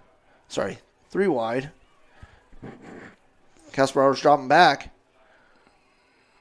Oh, and we might have a holding. We might have a holding back there. And once again, not tackling. Yeah, but we got a flag in the backfield, so hopefully, that's going to come back. I mean, let's be honest. If you were going against Logan and Trent in that line, yeah, Logan gets held a lot. You would want to hold too. And Harlan's marching back.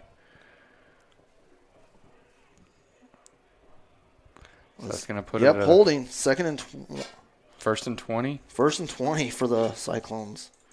The Rams have to capitalize on this one.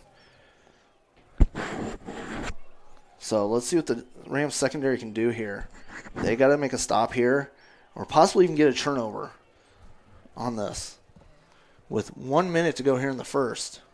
And we still... No, first and 23 is what the official clock is showing. Okay, so Tate's. There we Casper go. dropping back. Screen pit. And he's going to get swallowed up for a loss, it looks like here.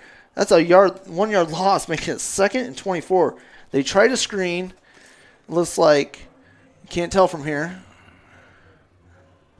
I thought it was Longshire. Well, it's Mayberry and Batten with the stop there.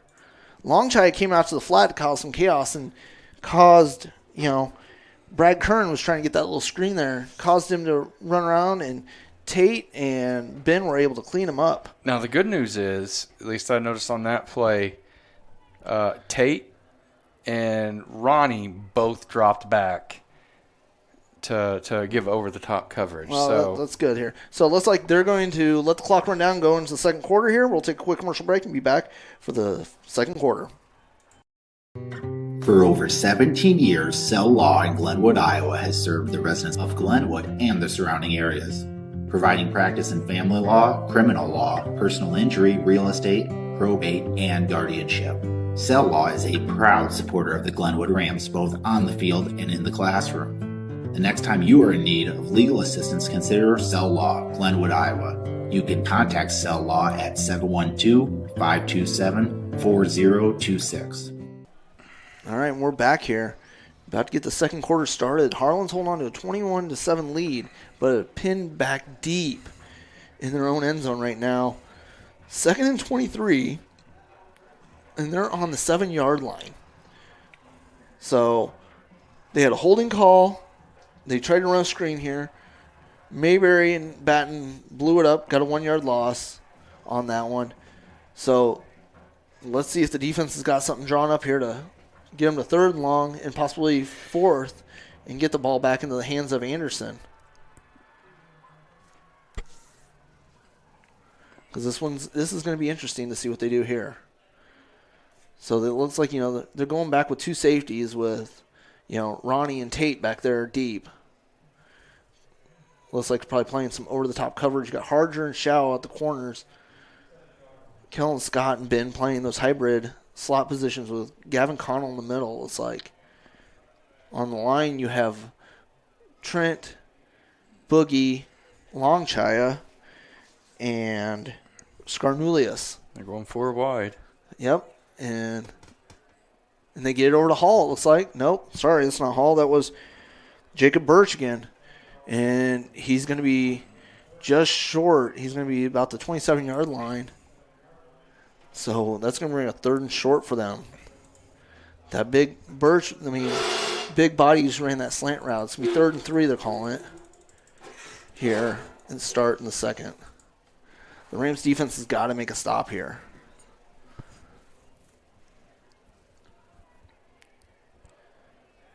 I formation with Kern and Kinkle in the backfield. You got to think. Then a handoff to Kern. And he just able to jump through a pile there enough to get the first down for the Cyclones. The Rams kind of had it blocked up there, but he just snuck through. He was able to jump through the bunch of bodies there. Big X checking back into the game here for the Rams. And you got to think, if I was the Harlan coach, seeing that, you got a 2-touchdown lead. Yes, it's the second quarter. But Glenwood can score fast. So I want to try to make this game as slow as possible. Yeah, 3 wide for the Cyclones. I formation. Kinkle and Kern in the backfield. Kasparov's dropping back. He's putting it up. He's under double coverage. Oh! Hall went up for it. And looks, who was that? Was that Batten? Can't see here. No, Kellen Scott. That was Scott. Kellen Scott came up and just swatted it at. He had it in his hands. Hall had it in his hands. And Scott just pulled it back out and knocked it down. So, great play there. Casper Bauer was trying to go deep for Hall. He wasn't caring that he was under double coverage there. So it's going to make it 2nd and 10 for the Cyclones. Shotgun formation, 3 wide at the top of the screen. Sears 1-on-1 below. Casper Bauer's dropping back. And he overthrows. He's looking for number 2. let's see here, a little dark on our booth here. Sorry, no. Brendan Egress he was looking for. And it looks like that was on the cover was Shao. So 3rd and 10, the Rams have to get this offense off the field. They got to make them punt. 10:39 to go here in the second. They got to get the ball back in Anderson's hands without giving up a score here. And here they come, 4 wide. Kinkle in the backfield for the Cyclones. Casper dropping back. Ooh, and he's going to be short of the first down. He's Was it Shao? No, Kellen Scott. Kellen Scott with the stop there. Big stop. Kellen leading the team in tackles there. That's going to be 4th and 2. Do they go for it? I mean, it looks like they're going for it. I formation. Kinkle in there. Oh, and I think they stopped him. Let's see. It's going to be close. Oh. Hold on. You got one. And they're giving it to him. To me, it looked like he was short. It did. It looked like he was short from here. It looks like Coach Faust was trying to, let the line judge give him an earful, tell him he looks like he wasn't close. So 10:20 to go here in the second. Harlan just got that. It looked like, he hit the ground, then he bounced again to get the first down. And it looks like they marked him at the second spot, not the first one where he should have been. 4 wide with Kinkle in the backfield for the Cyclones. Casper dropping back again. He gets it over to. It's going to be a first. That's a first down. Can't see who that was. Number 5. Number 5, Jacob Birch again for the Cyclones. Gives them a first down in Ram territory at the 45-yard line. But the clock is ticking with 9:50 to go here in the second. Let's see if the Rams defense has got to make a stop, make a play somewhere. Got to maybe capitalize on a turnover, force one. Yeah, I mean, the Harlan offensive line has been doing a pretty good job of. To give Casper time, yes. I formation with Kinkle and Kern. He's looking back. He's looking to throw deep. Oh, and Sears catches it on the play action there. Touchdown Cyclones. Because it looks like. Yeah, Harger just fell down. Fell down on that. Sears took advantage of it with his speed. Harger was keeping up with him until he lost his footing, it looks like.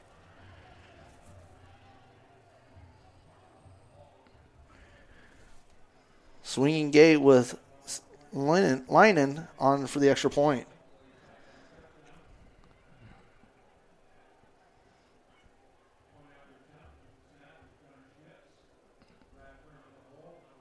I always hated the swinging gate. Harlan's done it for many, many years. We have always seen the swinging gate. Extra point from them. Extra point is up and good, and that makes it 28-7 here with 9:29 in the second. We'll be back with the kickoff after this commercial break. Center in Glenwood is a family-owned dealership that specializes in used car sales. If you don't see the vehicle you want on our lot, we'll do our best to find it for you. At Barrett Auto Center, we believe that after the sale is when we prove our worth as a small-town business. We have a full-line service department with the ability to diagnose, communicate the issue to the vehicle owner, and remedy the issue in a timely and cost-efficient manner. Schedule an appointment at 527-5525. You'll find everything you need with a local, personal touch. At Barrett Auto Center in Glenwood. All right, and we're back here for the kickoff. Back deep is Driscoll, Lee, Longmire, and Johnson with Linen getting the kick. 9:29 to go here in the second. The Rams have to score here on this drive to get back into this.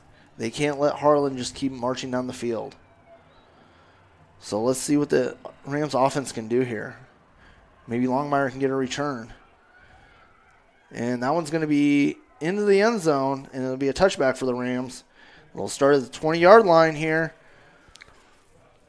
So what do you think? You got to spread it out, right? Yes, you got to spread it out and try to get Cody one-on-one, I'm thinking. And do not, I repeat, do not run it outside. Yeah, they have too much team speed, unfortunately. They've every time we've ran outside, we've taken a 3 to 4 yard loss. All right, the Rams coming out. 4 wide, trips to the top of the screen. Mayberry in the backfield with Anderson. Longmire in motion. Anderson drops back. He's looking. Oh, Whoa, that was high. little miscommunication there. Over the head of C.J. Carter. Luckily, that went incomplete. Yeah, I mean, CJ had an opening in the seam. It's just the pass was a little bit too high. But I like that they're being aggressive and coming out throwing right away. So it's going to be 2nd and 10 with 9:24 to go here in the second quarter in Harlan. 4 wide. You got Renner and Peyton at the bottom of your screen with CJ and Cody at the top. Anderson drops back. And he is going to be sacked for a big loss there. They're going to mark him at the... Probably about the 10, No, they're still they moved a little bit. Looks like the 13-yard line. They're going to mark it. So that's a 7-yard loss. They're going to make it 3rd and 17. Not what we needed. No, unfortunately not. So let's see if Coach Faust can get. We got to find a way to get Cody one-on-one. I mean, we've seen that's worked tonight. And look, I'll take our 18 against theirs. We need to get the ball in Renner's hand too. Oh. Trying to go for a screenplay there.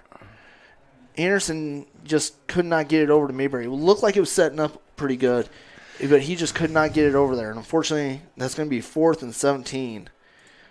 So 4 and out, not what the Rams needed here. No. And, we already had one near punt block by Harlan.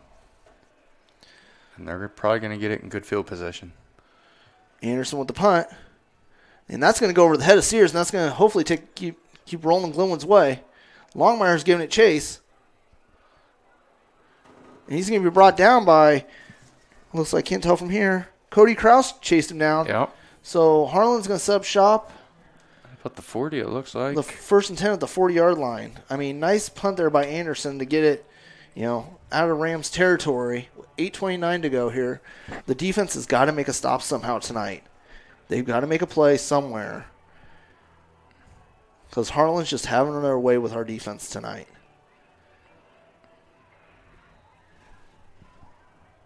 So let's see if someone on the defense can step up and make a play and get some momentum going Glenwood's way. Because that's kind of what happened in Indianola. We had a spark on defense. The next play, we came out and threw a bomb to Cody, and then we got back into it, but a little too late after they had down 17-0. So maybe, a spark here will something spark. Kasparov's dropping back. He's looking deep. And he's going to throw that one. One of the coaches Glenwood side's going to make a catch here. So, I mean, like that would like seeing that luckily. So, gives the Rams, a little breather room. 8:23 to go here. 2nd and 10 for the Cyclones.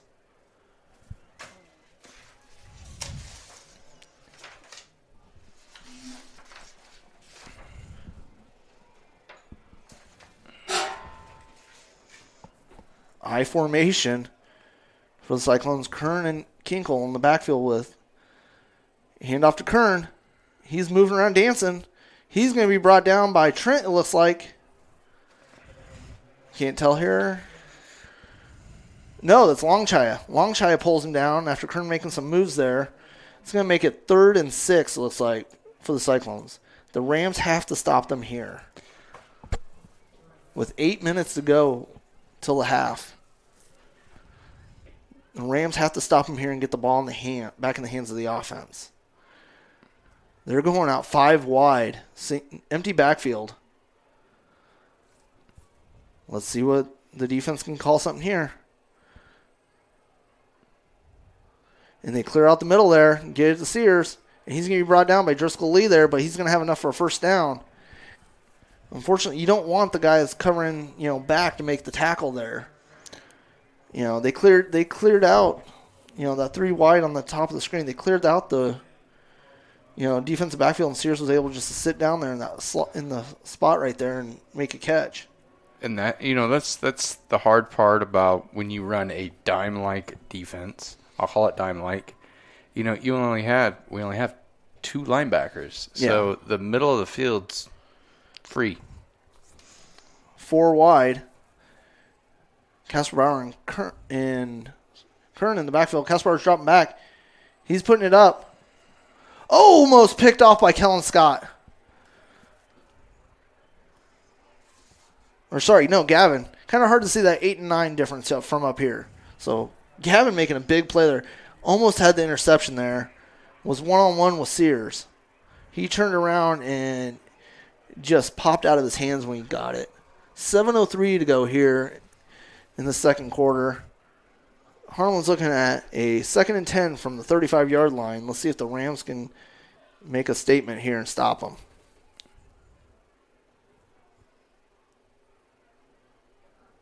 Coming out in the I formation with Kinkle and Kern in the backfield. Yeah, Aiden Holt at the bottom.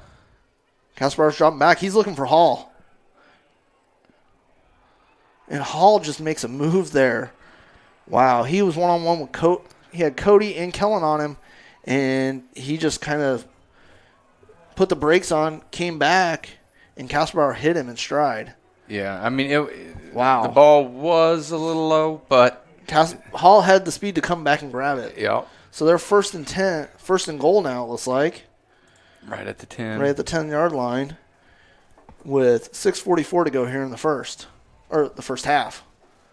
You were right nonetheless, hey? Yeah. I formation. Hand off to Kinkle. Kinkle's still moving. Oh, and his lineman just carried him. Yeah. That was they need to give the touchdown to number 52. Yeah, Austin Schumacher. He kind of carried Kinkle in the end zone. Unfortunately, touchdown Cyclones puts it up 34-7 with the extra point pending here in Harlan.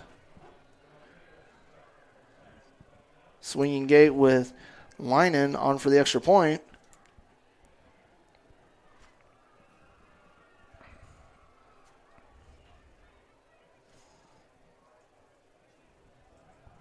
Let's see if maybe the Rams can get a block here.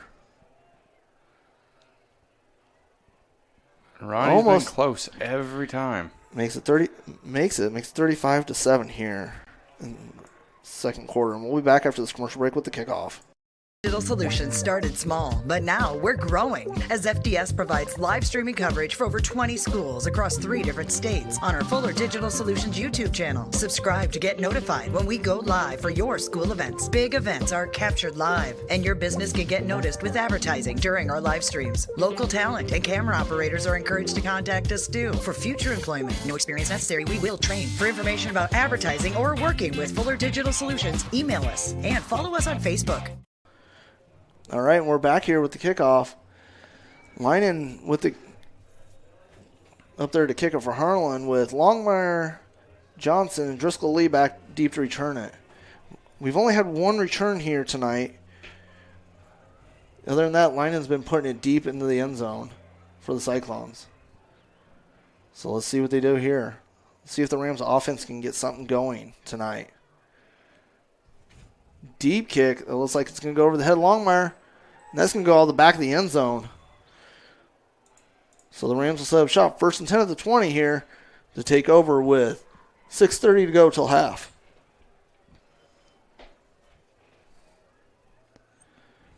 So let's see what the Rams can do here. I see Casey Godbout checking into the game. The big tight end for the Rams.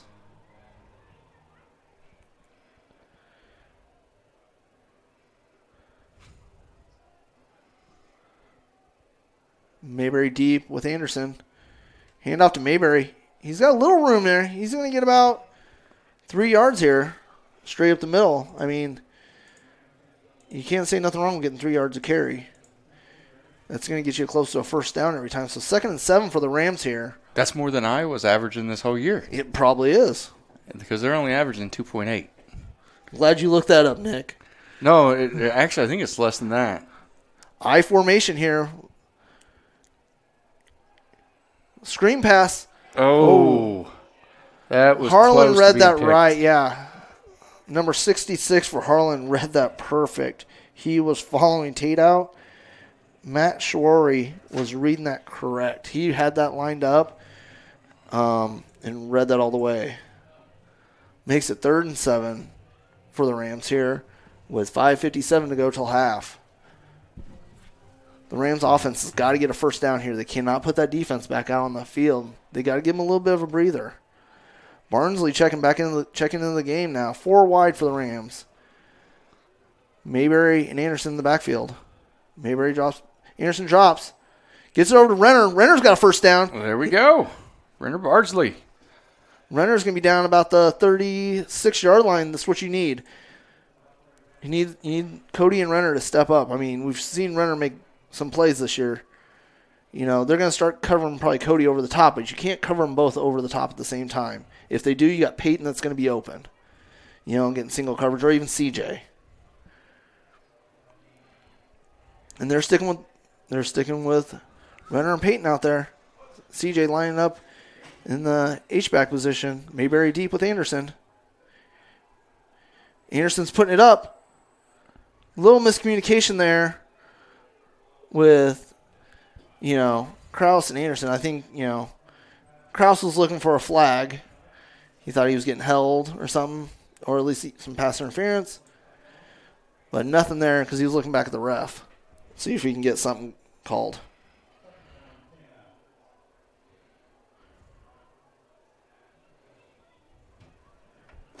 So let's see what the Rams do here.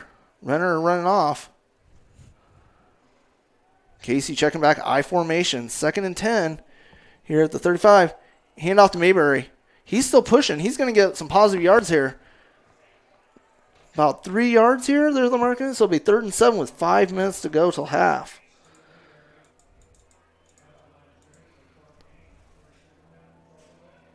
See what the Rams do here. I formation again. CJ Mayberry behind Anderson. Coach Faust is going to call a timeout, and we're going to take a quick break with him. Reach your full potential at Sovereign Martial Arts. For over 15 years, Jason Tillman has been helping his students meet their goals in a fun, exciting, and welcoming environment, creating an atmosphere where discipline, respect, fitness, and self-confidence thrive. Sovereign Martial Arts offers programs for every age and skill level. Little Lions for ages 4 to 6, Youth Martial Arts for ages 7 to 12, teen and adult martial arts programs. If you want to get the most out of yourself or your child, come see Sovereign Martial Arts at 431 Sharp Street, Glenwood. Visit their website or check out what they're doing on Facebook. So 4:55 to go here before half. 3rd and 7. Coach Faust, he burned a timeout. He did not like what he saw. So maybe Coach Faust sees something that, you know, can help the Rams get a first down here and keep the ball moving, because they do start the second half with the ball. They will receive the kickoff. So let's see if maybe that will help out. I formation. Cody and Peyton out wide. Looks like they're trying to do a screen. Oh, just off the hand of Cody. Casey. Casey Godbout. I mean, had Casey right about the 50-yard line, would have gave the Rams a first down. So it's going to be 4th and 7 here for the Rams. Looks like they were trying to do a little bit of a screen. Harlan read it. Anderson saw Casey dropped out back there and, you know, was trying to get it to him. Back deep for the Cyclones, Brad Kern. Anderson with the punt. And that's going to be a line drive punt. And that's going to keep bouncing. And Renner's going to stop at about the 16-yard line. So it's going to pin Harlan back deep, 1st and 10. So, I mean, at least you want to see that. 4:39 to go here till half. So let's see what the Rams draw up here. Because the defense has got to make a stop. You cannot let Harlan score again. Defense has not been able to make a stop at all tonight. Harlan scored on all their possessions tonight. They've had him third and long several times. Harlan coming out. Single back formation. Single back with Kinkle deep. Hand off to Kinkle. He's around the edge. He's going to be brought down by Kellen Scott. But he's going to have enough for a first down. He just ran that off tackle for the Cyclones. Was able to get going. That's going to get the clock moving here. So let's see if the Rams can do something here. They got to make Harlan work for it here. You can't just let him keep getting first downs. I formation. Deep for them is Lucas Francis. He just isn't going down.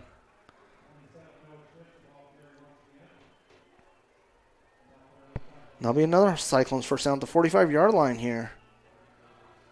Sorry, that's number 27 for the Cyclones. Noah Schmitz gets it for a first down here. But the clock is ticking with 3:55 to go here. Cyclones have ran 3 plays and 3 first downs. 3 wide, I formation. With Schmitz deep. Hand off to him. But he's met quick by a slew of Rams. I see Longchaya, Connell, Star Nulius, Kellen Scott all, and Boogie coming up from that pile. That's about a 2-yard loss here. So makes it 2nd and 12 here with 3:25 to go till half. The score being 35-7 here in Harlan. So let's see what the Rams can do here. I formation with Schmitz back deep behind Kinkle. Rams are showing blitz. Driscoll Lee could not make the stop there on Jacob Birch. Just kind of spun him around. Birch broke the coverage there. Driscoll Lee had to try to come in there and make it a stop, but kind of got spun around. Cyclones are going to get a 1st and 10 at about the 27-yard line with 2:52 to go here in Harlan. So let's see what can happen here.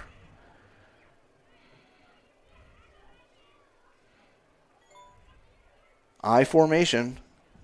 Schmitz and Kinkle back deep. Hand off to Kinkle.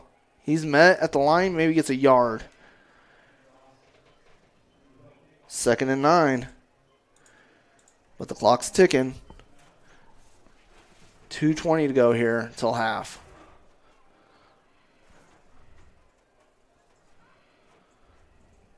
Let's see what the Rams do. Rams got to make a stop or hold them at least till 3.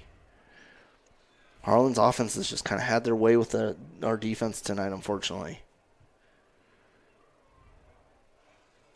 I formation with Kinkle and Schmitz in the backfield. Casper Bauer drops back. Play action. Gets it over to Sears. Sears is going to be tackled by Fry, it looks like. But he's going to have enough for a first down. He's going to be 1st and goal here. And they're going to mark him at the 8-yard line, it looks like.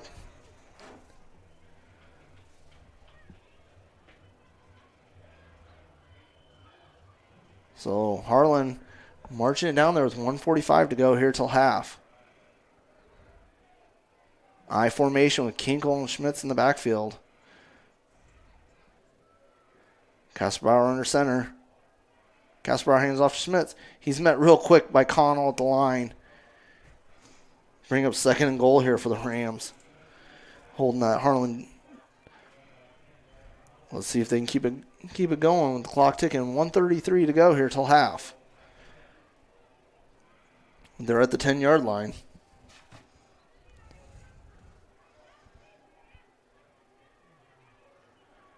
They're coming out back in the I formation again. I think they're going to just run it a lot here. Control the clock, go into the half. Kasper drops back. Oh. In and out of the hands of Jacob Birch. Driscoll Lee on the coverage there, making sure he wasn't going to catch it there. Makes it 3rd and goal. Yeah, I mean, he had it in his hands. Driscoll Lee just kind of pushed him away from it before he can get control of it, and he couldn't control it. So prevents the touchdown with 1:07 to go here till half. So let's see if the Rams can do something here to make a stop. Maybe holding 3. I formation. No, moving to a pistol with Schmitz and Kinkle with Kasperbauer. Kasperbauer's looking deep. And they're saying Touchdown. he is. They're saying Birch held on to it, controlled it. Touchdown Cyclones, making it 41-7 here with 1:01 to go in the half. I mean, their offense has just had their way tonight right now. Yeah. With our defense. Swinging gate with Lyon on to kick. Definitely not the game we wanted to see. No, I mean, not what we're expecting either. So, Lyon on for the extra point for the Cyclones. Oh, almost blocked that time by Cody Kraus, but it's going to be up and good. Making it 42-7. We'll be back with the kickoff after this commercial break.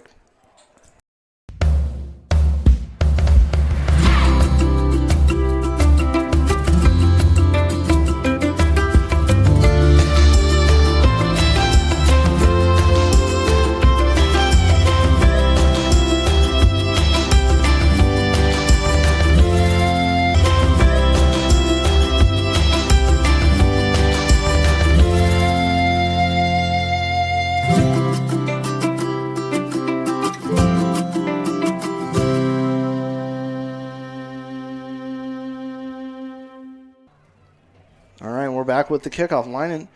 Lyon to kick it off for the Cyclones with Longmire, Johnson, and Driscoll Lee back deep to return it for the Rams. Cyclones now holding a 42-7 lead here with a minute to go till half. And that's going to go over the head of Longmire, and the Rams will start at the touchback. The Rams will start at the 20-yard line. So if you're Coach Faust, you just want to wing it out there and put it in the air? No. At this point, I'm going to just try to hold on to the ball, run out the clock for the half. Maybe one pass, depending on that. Maybe wing it once, like you're saying, but let's see what they do. 4 wide, Anderson Mayberry, shotgun formation. Gets it over to Kraus, it looks like, and he's got possibly enough for a first down. Looks like he can be about half a yard short. They're going to mark him second and short. The Rams hustling, hurrying back up the line. 4 wide again. Anderson's getting it over to Longmire. Longmire's going to get it. He's going to keep going. Longmire makes a move. He's going to be in Cyclone territory before he's knocked out of bounds. And that's why I'm not the coach. I mean, I'm looking at this like Madden. I'm down. And it's nothing but, Hail Mary pattern. So, but unfortunately, the clock does not stop with him stepping out of bounds. We're in the 35-point rule. Once you have a 35-point lead, the clock does not stop. So the clock is still running with 10 seconds to go. So they're trying to get a playoff. Hopefully, Coach Faust is going to use one of his timeouts, and we'll take one with him. The ASE certified technicians at Glenwood Collision Repair for your auto body repair needs. From hail damage repairs to complete repairs, we can handle it all with ease. Take a look at some of the photographs on our completed auto body repair projects. We offer a limited lifetime warranty on repairs. Our staff has more than 20 years of experience, so get in touch with us today. 712-527-9000, online at glenwoodcollisionrepair.com, or stop in and visit with us. Sitting in the stands. All right, we're back here. 7 seconds to go. Coach Faust burned one of his timeouts left because the clock does not stop, even though we're in the 35-point rule in the state of Iowa. Once you have a 35-point lead, the clock does not stop. So Coach Faust burned one of his timeouts. Rams are right now 1st and 10 from the 47-yard line with 7 seconds to go here till half.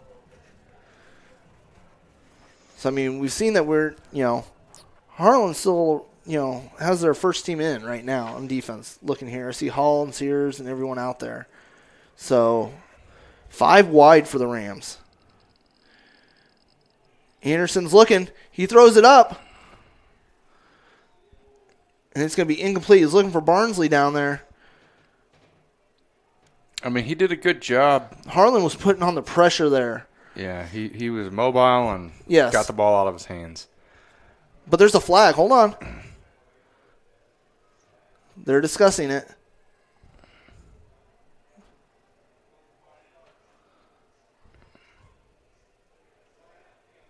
Oh, it was on Glenwood. Harlan's going to decline it, and so they're going to go into the half. So we're going into the half here. The Rams down 42-7. The Rams will receive the kickoff.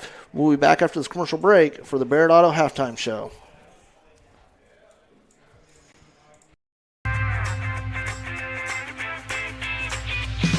Here it is. This is where my passion is my major. With more than 80 areas of study, dozens of clubs and activities to choose from, and advisors who ask the right questions and offer support, it's easy to be you at Iowa Western.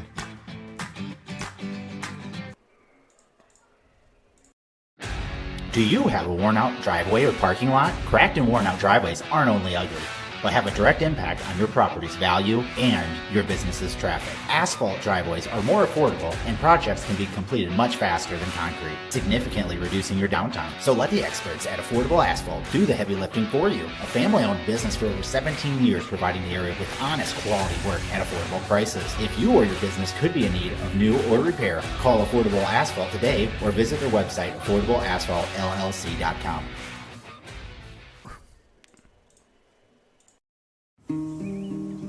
When each new day begins, we're here. When you want new technology that's tested and proven, we're here. When you need a sounding board or just a good story, we're here. For an ally whose local roots run as deep as yours, or to make next year the best year yet, we'll be where we've been all along, with you from the word go.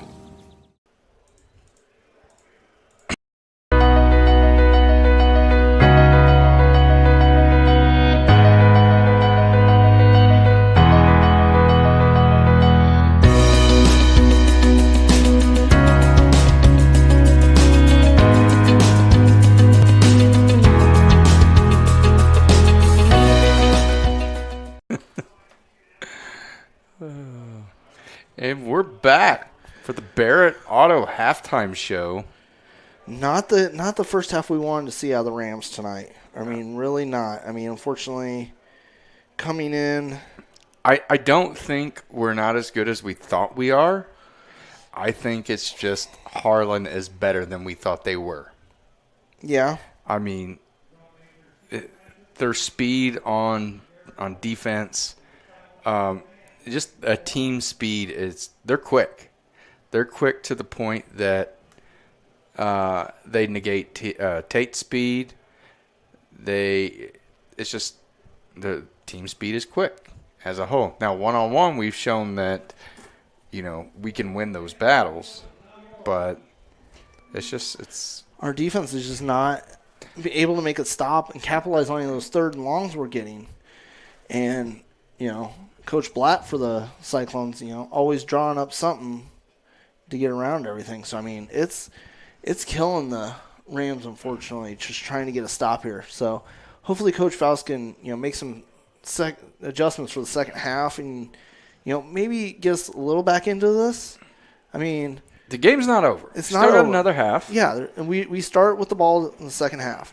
We've proven we can move the ball in the air tonight. So, I mean, I think we got to put it in Anderson's hands and see what he can do. Barnsley's make a big catch. Longmire's big catch. Cody's made a big catch for a touchdown. So, I mean, the three little-headed monster there we have for, receiving core is making some plays there. CJ, coming out of the I formation's been, making some runs. So, we found out we cannot run it outside on them. We have to run, we're getting positive yardage when we run it between the tackles. So, we know that helps. And I do vaguely remember, an NFL playoff game in the early 90s where Buffalo was down 35-3 at halftime to the Houston Oilers. And they came back and won 38-35, I think it was, or something like that. They were down by 35 points, something of that nature. And they mounted that comeback with Frank Reich, their backup. So anything's possible. I mean, yeah. We do have the firepower to come back from this. We do. We've shown that, our offense can be explosive. In all of our games this year, we've, putting up points, putting up yardage through the air. So, I mean, we just got to put the ball in Anderson's hands, I think, and let him wheel and deal it out there. Find some openings and make some plays. Because it looks like Harlan's defense's mindset on letting their defensive backs with the coverage, and they're sending the house, it looks like, with the front seven. Yeah, so. So hopefully, if our line can, Anderson's only been sacked once tonight. He's been under pressure about twice. And so, other than that, he's been back there pretty clean when he's had to pass it. But, the screen passes, unfortunately, you would think they would work with the pressure they're getting, but their linebackers and DNs are reading it and just hanging out there.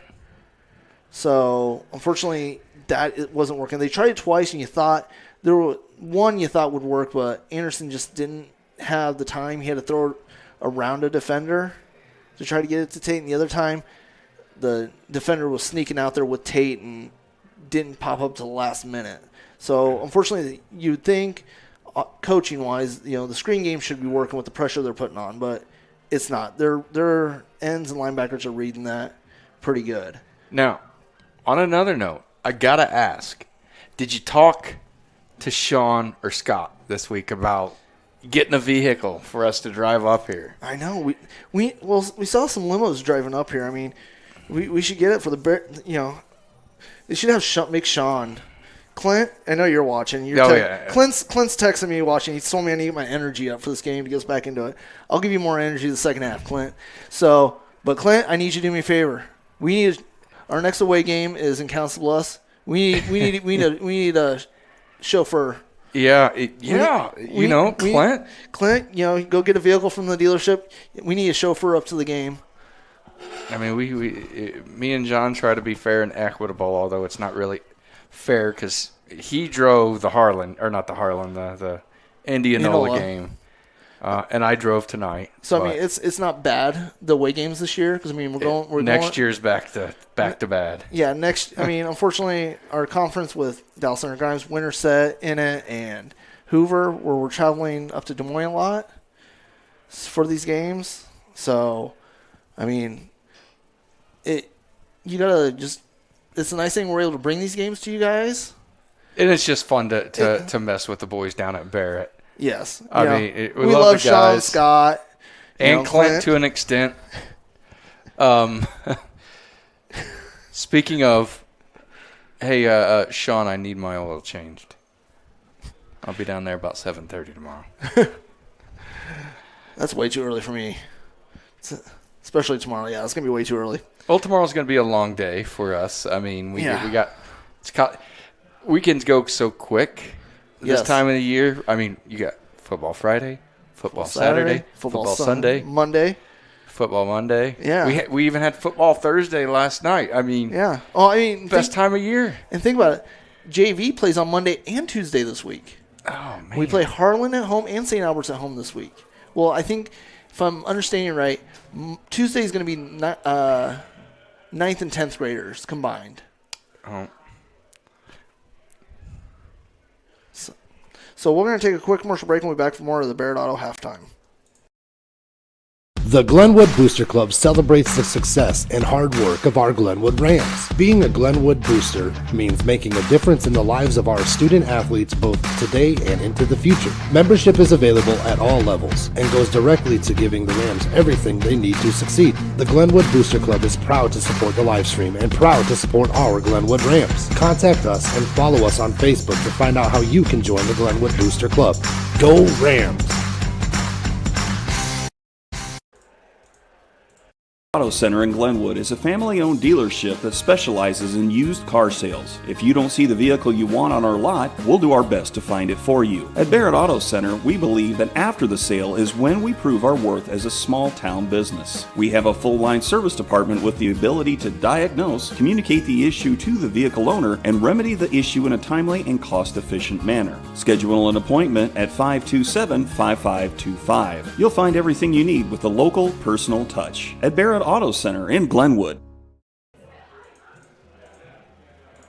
Digital Solutions started small, but now we're growing as FDS provides live streaming coverage for over 20 schools across 3 different states on our Fuller Digital Solutions YouTube channel. Subscribe to get notified when we go live for your school events. Big events are captured live, and your business can get noticed with advertising during our live streams. Local talent and camera operators are encouraged to contact us too. For future employment, no experience necessary, we will train. For information about advertising or working with Fuller Digital Solutions, email us and follow us on Facebook.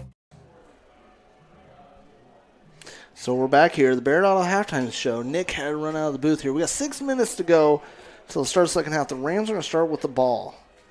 So this is going to be interesting what Coach Faust is going to draw up for these boys. We're still in the 35-point rule for the state of Iowa. The clock's going to keep running until, they get under that 35.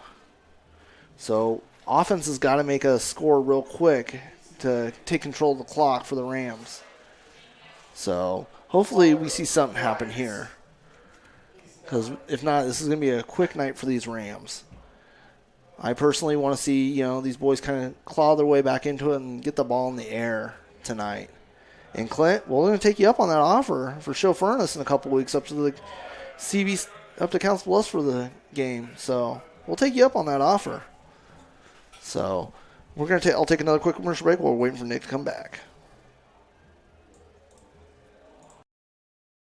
The Glenwood Booster Club celebrates the success and hard work of our Glenwood Rams. Being a Glenwood booster means making a difference in the lives of our student athletes both today and into the future. Membership is available at all levels and goes directly to giving the Rams everything they need to succeed. The Glenwood Booster Club is proud to support the live stream and proud to support our Glenwood Rams. Contact us and follow us on Facebook to find out how you can join the Glenwood Booster Club.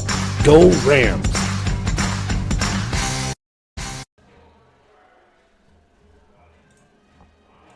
Auto Center in Glenwood is a family-owned dealership that specializes in used car sales. If you don't see the vehicle you want on our lot, we'll do our best to find it for you. At Barrett Auto Center, we believe that after the sale is when we prove our worth as a small-town business. We have a full-line service department with the ability to diagnose, communicate the issue to the vehicle owner, and remedy the issue in a timely and cost-efficient manner. Schedule an appointment at 527-5525. You'll find everything you need with a local, personal touch. At Barrett Auto Center in Glenwood. All right, welcome back to the Barrett Auto Halftime Show. Getting the stats from our statistician Dave Little from down the sideline. First half stats, the Rams have 9 carries for 20 yards. Have completed 7 of 15 passes for 130 yards, 1 TD, and 1 touchdown. Cyclones are 15 carries for 52 yards and a touchdown. Casper Bauer is 18 of 24 with 396 yards and 5 touchdowns. The Rams have 5 first downs, no penalties. Cyclones have 17 first downs, 5 penalties for 45 yards. So they've been making a lot of mistakes, but we're not able to capitalize on them. And Casper Bauer is just lighting it up tonight with 396 yards in the air and 5 touchdowns. So, I mean, the Rams are stopping Aiden Hall like they were calling, Coach Faust was hoping for, but it looks like Sears is the one that's been making. Sears and Jacob Birch have been making all the plays for the Cyclones tonight. So the Rams secondary's got to step up and make some kind of stop here. 396 yards in the air, total of 500 or 400 yards offense just in the first half. The Rams only have 150 yards of offense. They've got to do something here to answer. We have 2:40 to go here. So before the start of the second half, we have to see something happen here. Anderson's got to put the ball in the air. We've seen him, he's averaging probably around, let's see here, what was his numbers coming in this game?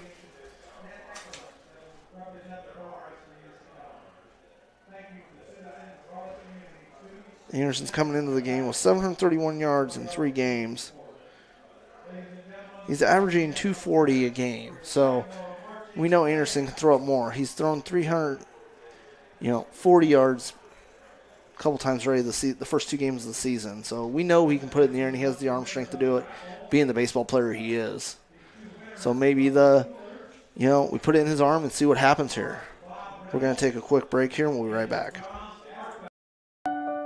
Jim Hughes Real Estate has been a family-owned business since 1973, serving Iowa, Missouri, and Nebraska.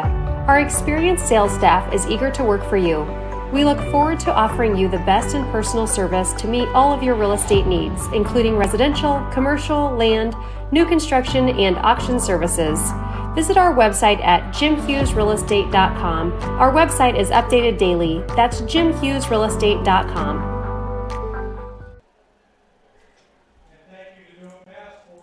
Auto Center in Glenwood is a family-owned dealership that specializes in used car sales. If you don't see the vehicle you want on our lot, we'll do our best to find it for you. At Barrett Auto Center, we believe that after the sale is when we prove our worth as a small-town business. We have a full-line service department with the ability to diagnose, communicate the issue to the vehicle owner, and remedy the issue in a timely and cost-efficient manner. Schedule an appointment at 527-5525. You'll find everything you need with a local, personal touch. At Barrett Auto Center in Glenwood. All right, welcome back here. We got less than a minute here to start the second half. The teams have already taken the field here to warm up. We are hoping, Rams will receive the second half kickoff to start the game. So let's see what the Rams can do here to get back into this. Casper Bauer, 396 yards in the air. They got to stop him tonight on this.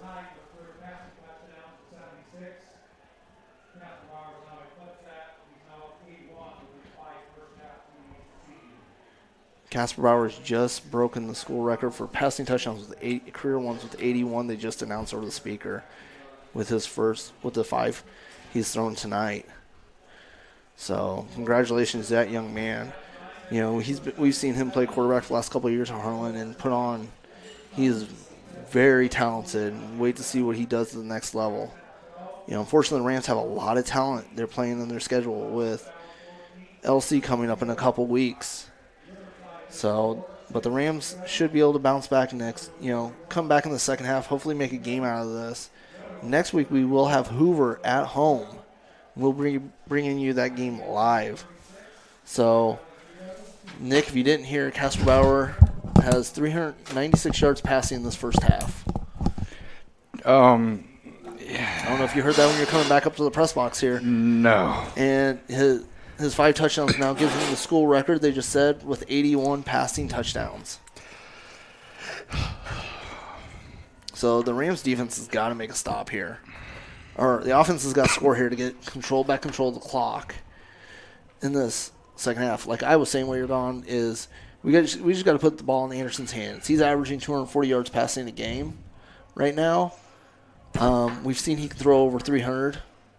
Do we know how much he has right now? 150. Dave came with the stats. We've 9 carries for 20 yards. Anderson is 7 of 15 with 130 yards, a touchdown, and interception. We've held the Cyclones to 52 yards rushing. But Casper Bauer is 18 of 24 with 396 and 5 touchdowns. Yeah, it all comes down to, I'll have to say this, for the season as a whole, our defensive backs are constantly playing against a lot larger competition. Yes. So we're very undersized. And, me personally, I don't, I'm not a fan of running with 5-6 D-backs. But, right now, all it is high school football right now is, 3-4 wide and slinging the ball around. And here comes Harlan out. They're getting ready for the kickoff here. Coach Faust is giving some last words to the kick return team. It looks like they're still... We're not seeing who's back to receive yet for the Rams. Let's see what happened. Linen is there for the kick to kick it off. And they're lined up and they're ready to go. Yeah, and we will start the half, as you all already know, I'm sure, with a running clock. Yep. So we got to score. You got to score to here. knock that off the board. Longmire, Johnson, and Driscoll Lee back to return. Longmire's, we've only been able to get one return here. Linen's been able to kick it deep every time in the end zone. And that's not going to change here. And that one's going to go hit the back line. So the Rams, it's going to be a touchback. The Rams are going to start 1st and 10 at the 20-yard line. Yeah, their kicker's definitely got a leg on him. Yes. I mean, we've only had one return on him. And, Peyton got it in the end zone when he returned it, and he got it up to the 20-yard line. And, made some moves there. So we know Peyton is dangerous with the ball in his hands. He's very shifty. Tristan Meyer in the backfield right now, it looks like, with Anderson. Yeah, and Tristan's a bit beefier. He's between the tackles. A handoff to Meyer, and he's going to be met right at the line. Nope, they're going to mark him about a yard short. He's going to be 2nd 11 on 1-yard loss there. He just didn't have any time.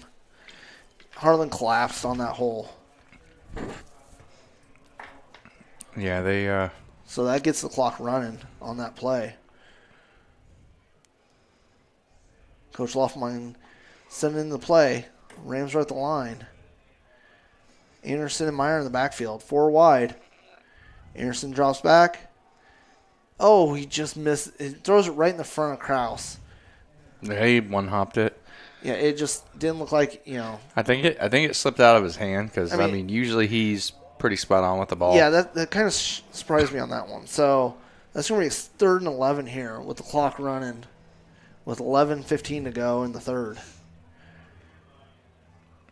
So let's see if Coach Loftmine gets something drawn up here. Anderson and Meyer in the backfield. CJ in the H-back position.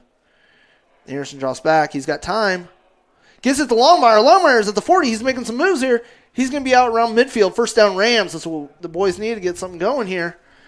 And they're hustling back up the line. Yeah, they've got to. They're marking it just at the 49-yard line, looks like. They've got to play a no-huddle, a hurry-up offense here. Because the clock is not your friend right now. 10:33 to go here. And, this is something where they're coming out 4 wide. Meyer and Anderson in the backfield. CJ up top. Oh. Anderson was looking for CJ. Just a little miscommunication on what route he was looking for. CJ was running a go, and he was looking for a comeback, it looked like there. Yeah, this is something where, you have to have the next play ready and in. Yeah, because the clock is ticking with 9:58 to go here in the third. I think Coach Loftmine wants to take a second, make sure, and he gets the right play in. Don't want to just force it. We're going trips at the top of the screen. Bardsley alone, one-on-one with Sears at the bottom of the screen. Anderson and Meyer in the backfield. Anderson drops back. He's got a little time. Oh, just gets it over the head of Krause. Krause tried to go up and make a play and went through his hands. That's going to make it 3rd and 10 here for the Rams. With the clock still running, 9:20 to go.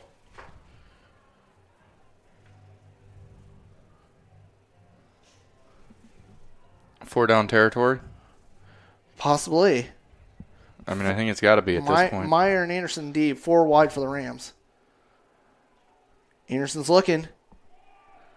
He pulls it back in. He's going to get sacked for a loss. He's brought down by number 45 for the Cyclones, Zane Bettendorf. And here comes the punt team for the Rams. After that, about 10-yard loss here. It's going to be 4th and 10. Anderson was trying 4th and 20. Anderson looks like he was trying to pump fake it and just didn't have the time back there.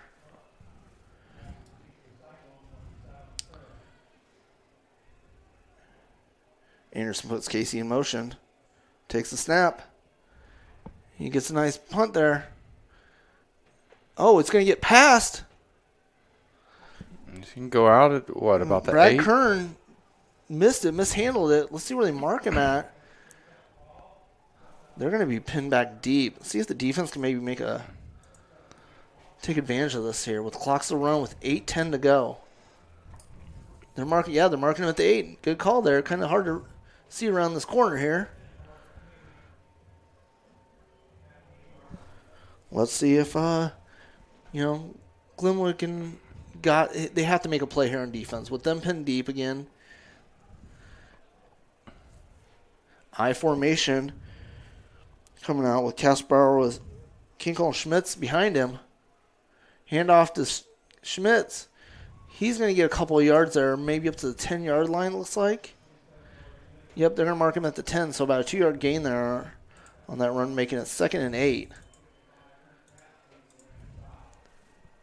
But the clock's still ticking. 7:25 to go here in the third. Kinkle and Schmitz coming off the field. Let's see if they probably run 5 wide here. You got to wonder, when do they start bringing in some of their backups, or do they keep? They might keep it on. 4 wide. Casper Bauer and Kern in the backfield. Oh, he's got pressure. He's going to be sacked. He is sacked. Who is that coming up? I can't see here. They're clearing up a little bit. Number 61, Reagan Scarnulius with the sack there. Makes it 3rd and 13. 5-yard loss on that one. Let's see if we can finally hold them on a 3rd and long. Yeah, because, I mean, the Rams put pressure on when they had the four wide there. And they're doing the same thing, 4 wide. With Kinkle in the backfield with Casper Bauer. Casper Bauer's dropping back. Over the head of Hall. 4th down. Hall kind of just sat down in the zone there on that coverage there. But Casper Bauer had sailed it on him. And good job on the Rams on the. But the clock is still ticking with 6 minutes to go here in the third. So the Rams got to get control of that clock here. They do not have a return man out there. And here comes Longmire out now. See if line him back to punt too. Oh, almost punt blocked by Longchaya. Oh, I thought Longmire was calling for the fair catch, and second thought at that. So it's going to take a Cyclones bounce at about into Glenwood territory. They'll start up shop about the 47-yard line here. Not bad starting position if the Rams can get the ball going down the field. 5:20 to go here in the third. The Rams still trail the Cyclones 42-7 here in Harlan.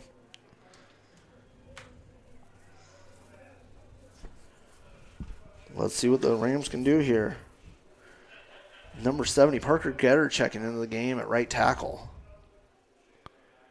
They get it over to CJ. And he saw the pressure coming and didn't catch it before he saw the pressure coming from Harlan. 2nd and 10, but the clock's still ticking with 4:45 to go. Let's see what the Rams come up with here.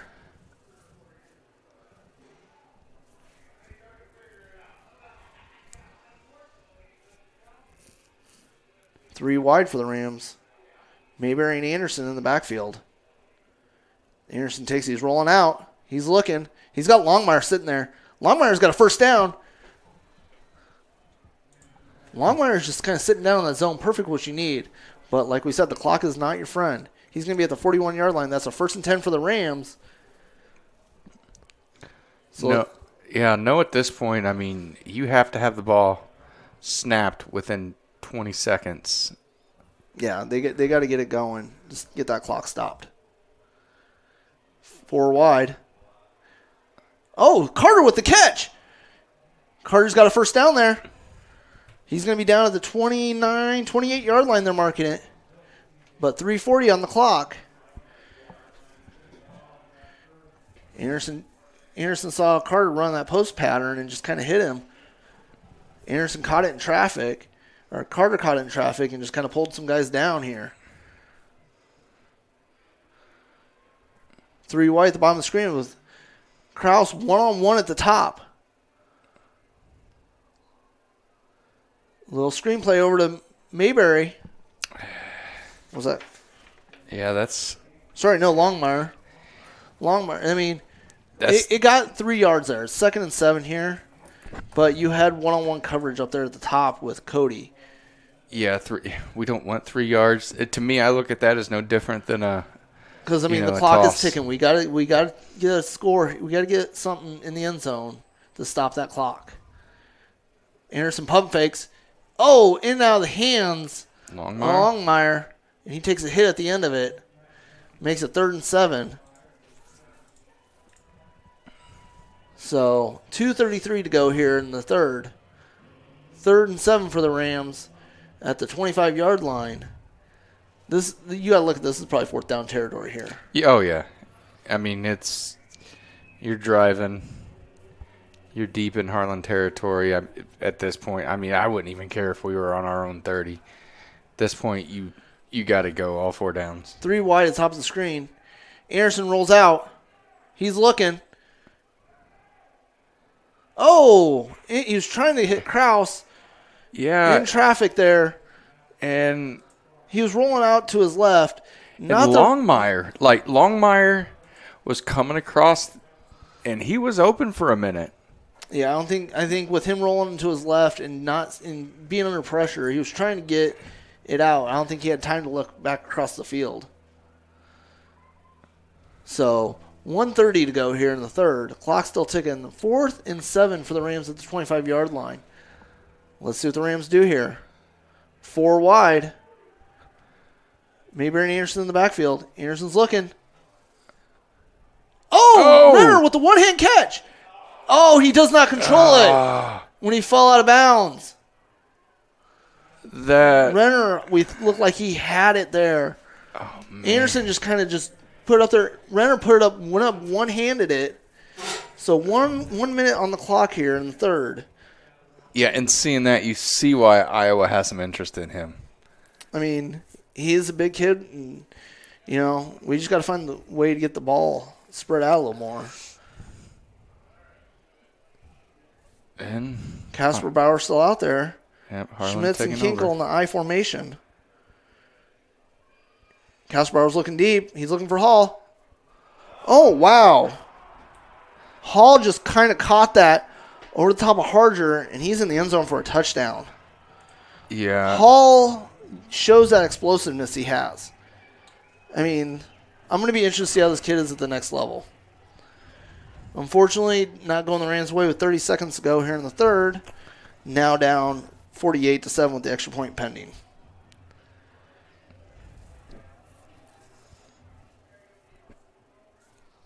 Lining on for the extra point. And that's Casper Bauer's 6th touchdown of the game. Hall, Harger had him covered very well until that ball went up and he caught it. I thought Harger was going to make a pick on it.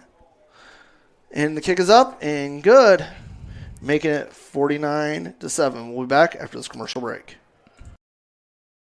The Glenwood Booster Club celebrates the success and hard work of our Glenwood Rams. Being a Glenwood booster means making a difference in the lives of our student athletes both today and into the future. Membership is available at all levels and goes directly to giving the Rams everything they need to succeed. The Glenwood Booster Club is proud to support the live stream and proud to support our Glenwood Rams. Contact us and follow us on Facebook to find out how you can join the Glenwood Booster Club. Go Rams! All right, we're back here, lining on for the kick. So, I'm amazed with Hall. Harger had him covered. Casper Bauer, are we seeing records being broke tonight? I don't know. It'd be interesting. So Longmire, Johnson, and Driscoll Lee back deep to return for the Rams. Let's see if maybe they can get a return here. 30 seconds to go until the fourth. Here in Harlan. And here's the kick. Longmire might get a chance at this one. Nope, and that one's going to go in the end zone for a touchback. So the Rams will start 1st and 10 at the 20.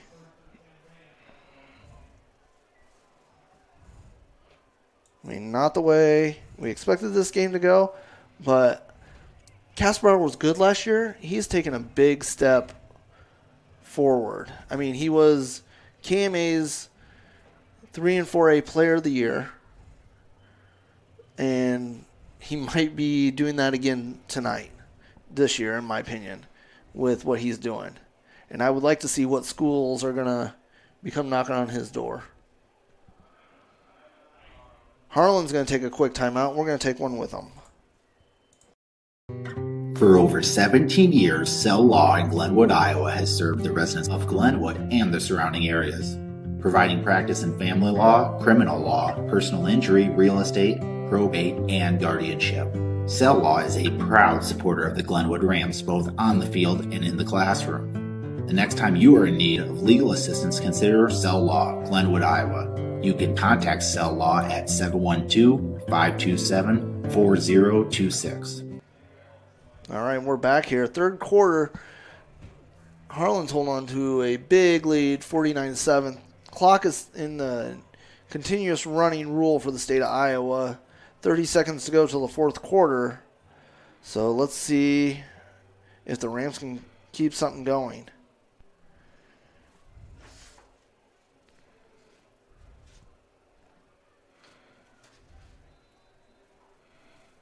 Anderson with, I can't tell who that's in the. Tristan Meyer. Hands off to CJ. CJ's got room. CJ stiff arms the guy. CJ keeps moving. He's got a first down at least here. Didn't see that one coming, but the clock's still running here. 10 seconds to go. The Rams got to get to the line if they're going to have time to get a playoff. 5 seconds to go. 4, 3, 2,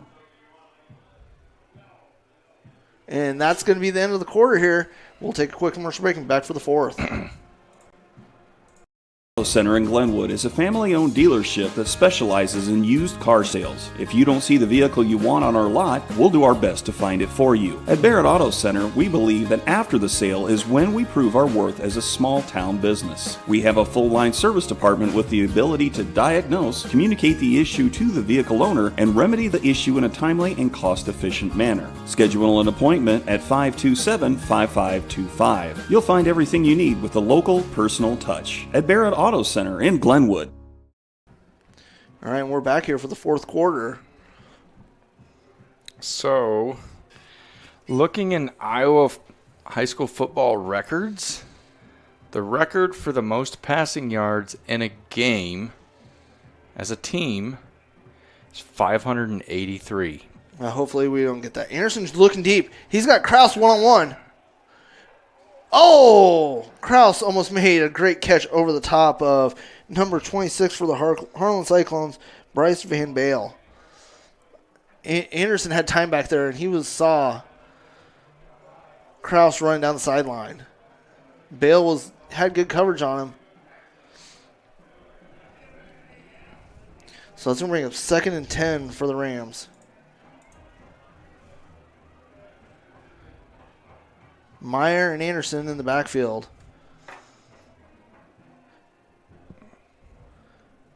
Hand off to Meyer. Meyer's got a little room. He's going to be down about the 46-yard line. It's going to make it 3rd and 4 for the Rams after that run. But the clock is ticking. We got 11 minutes to go till the end of this game.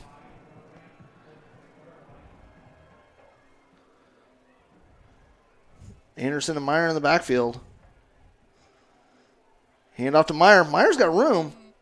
He's going to be down about the 50-yard line. He's going to be a yard short. So it's going to be 4th and 1.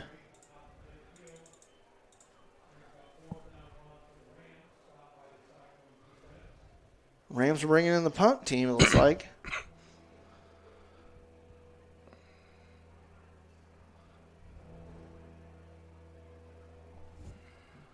No, I formation. Heavy package for the Rams. Yeah, they got to go for it.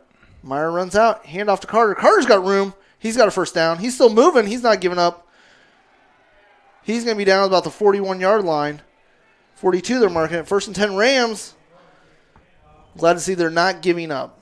They're still fighting for every yard. They're not going out there with their heads down. They're still fighting for it. They know, you still got a long season ahead of them. Still with the heavy formation. Longmire out wide. Meyer and Carter in the I formation. Hand off to Carter. Carter, makes the first guy move. He's going to be down to about the 36-yard line. That's going to be about a 5-yard gain for Carter there. 2nd and 5. for the Rams. 9:34 to go in the game. Still going with that heavy formation. Harlan's packing the box with 10. Anderson's dropping back. He's looking. He's scrambling. He's going to tuck it and run. He's going to get it's going to be close to a first down. Yeah, he just lowered his shoulder. I mean, he wasn't taking the easy way out. That's something you can say about Caden. I mean, let's see where they mark it. 3rd and 1, they're calling it. I don't think that was a very good spot there. No, they're giving them the first down. First down, there we go. 8:47 to go here in the game. Rams come out 4 wide. Anderson and Meyer in the backfield. See if the Rams can strike quick. Handoff. No. Anderson pulls it back. He's keeping it. He gets a block there from Longmire. He's going to be close to a first down. Longmire with a nice block there on the edge. Opened up Anderson for some more yardage there. That's a 9-yard run. 2nd and 1 for the Rams here. They're knocking on the door of the red zone. Sitting at the 23-yard line. Anderson Meyer in the backfield. 3 wide at the top of the screen. Gets it over to Longmire. Longmire's got first down. He's making some moves here. He's going to be down at about the 15-yard line. 1st and 10 Rams. But the clock is still ticking. It's not our friend. 7:40 to go here in the game. You at least want to try to get in the end zone a couple times this game before the end of this game. Yeah, I mean, at this point, we're playing for pride. Yes. But you want to at least get in the end zone here maybe one more time. And hopefully hold Harlan out of the end zone.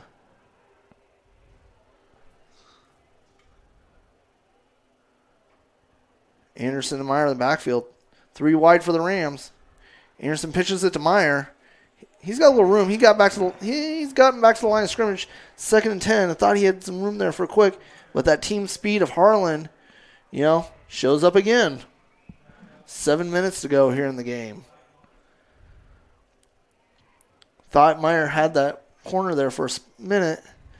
But that safety was able to come in and clean it out for the Cyclones.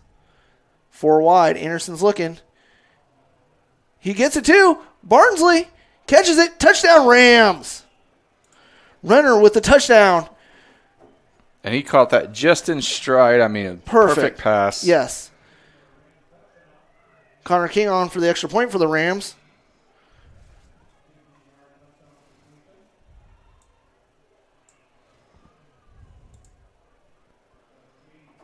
See if Connor King gets us in. 6:44 to go here in the game. Man missing out there again. And it's little things like that, I mean, it may not seem like a big deal, but they make a big difference. King puts it up, and it's good. Makes it 49-14 here in Harlan. We'll be back after this commercial break. Reach your full potential at Sovereign Martial Arts. For over 15 years, Jason Tillman has been helping his students meet their goals in a fun, exciting, and welcoming environment, creating an atmosphere where discipline, respect, fitness, and self-confidence thrive. Sovereign Martial Arts offers programs for every age and skill level. Little Lions for ages 4 to 6, Youth Martial Arts for ages 7 to 12, teen and adult martial arts programs. If you want to get the most out of yourself or your child, come see Sovereign Martial Arts at 431 Sharp Street, Glenwood. Visit their website or check out what they're doing on Facebook. All right, we're back here. Rams are going to be kicking it off after scoring that touchdown from Anderson to Barnsley. 6:44 to go here in the game. Still sitting in that 35-point rule. They got the. Do you do an onside kick here? Yeah. I mean, this would be a valid reason to kick an onside kick. Back deep for the Cyclones. Number 27 and 37. That is Lucas Francis and Noah Schmitz. Connor King on to kick it for the Rams. Connor kicks it deep. In and out of the hands of Francis. Does Keegan come back out? Casper Bauer? Yeah. Let's see.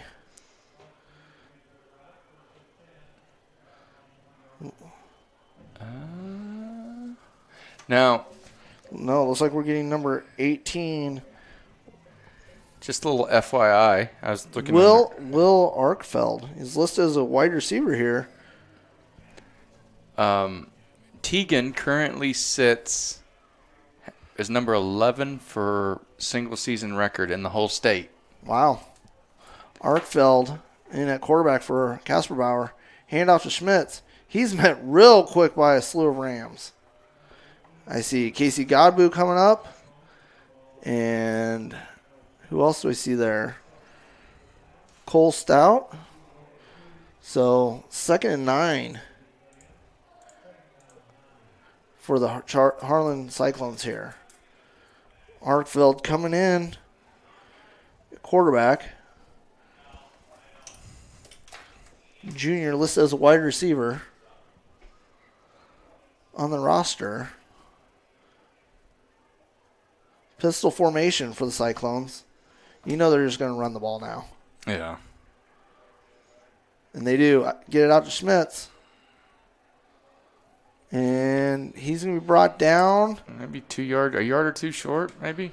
3rd and 1, it looks like it's going to be for the Cyclones. But the clock is still ticking. 5:38 to go here for the Cyclones.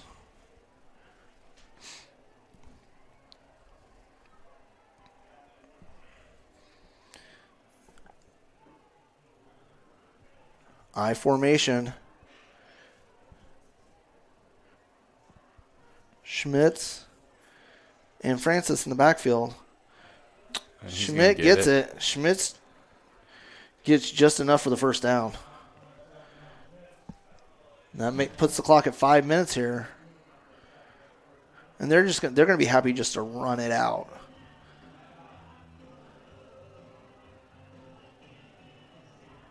And they're taking their time getting the plays in here, so you know they're in no rush here.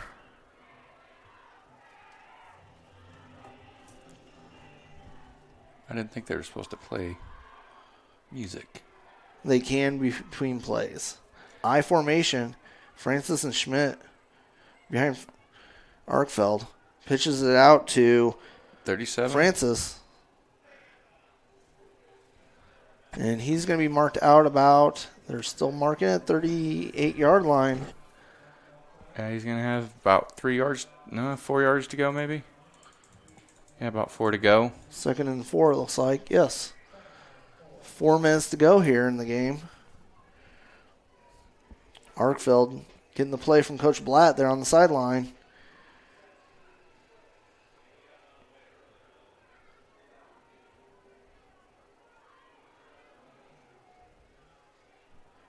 Francis and Schmidt behind Arkfeld in the I formation.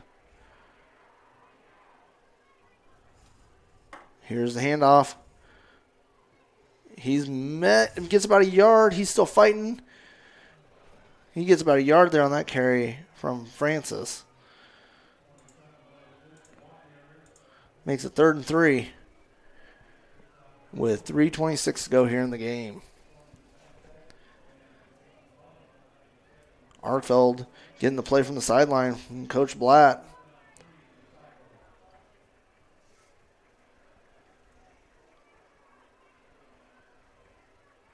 Third and 3. See if the Rams can stop him here. Maybe get the ball back to the offense. See if get something else put on the board before we get home.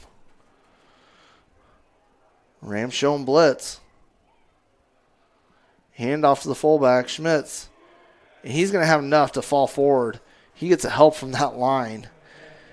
Number 67 for the Cyclones. The guard there kind of just grabbed a hold of the fullback and kind of pushed him forward to get that first down. 2:36 to go here in the game. And the Cyclones are just taking their time getting the playoff.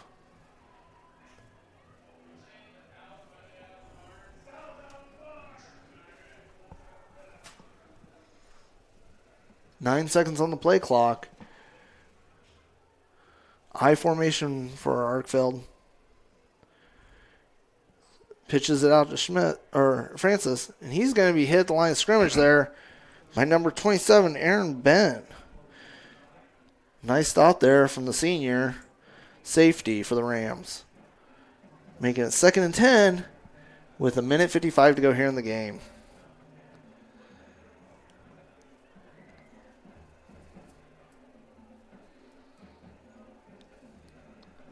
And you know they're just going to take their time getting the play in. 15 seconds left on the play clock.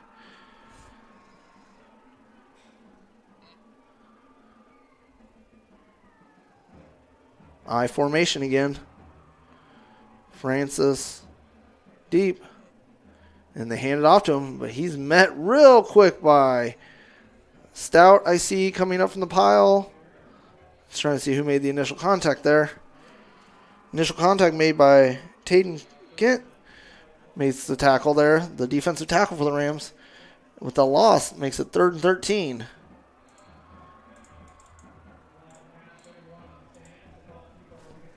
One minute now to go. With 18 left on the play clock.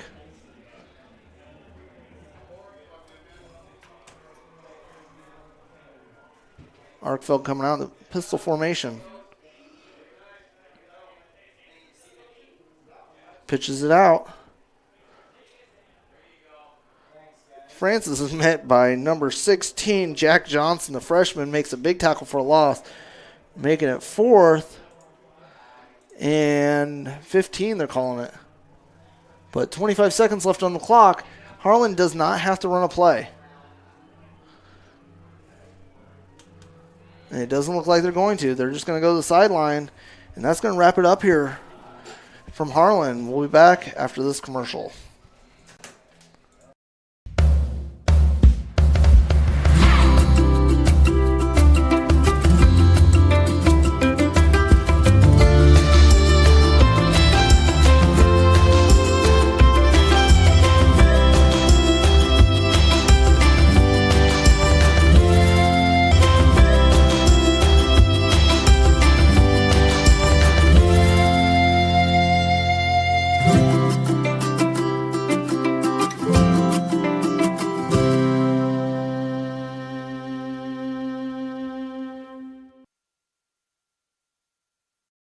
ASE certified technicians at Glenwood Collision Repair for your auto body repair needs. From hail damage repairs to complete repairs, we can handle it all with ease. Take a look at some of the photographs on our completed auto body repair projects. We offer a limited lifetime warranty on repairs. Our staff has more than 20 years of experience, so get in touch with us today. 712-527-9000, online at glenwoodcollisionrepair.com, or stop in and visit with us.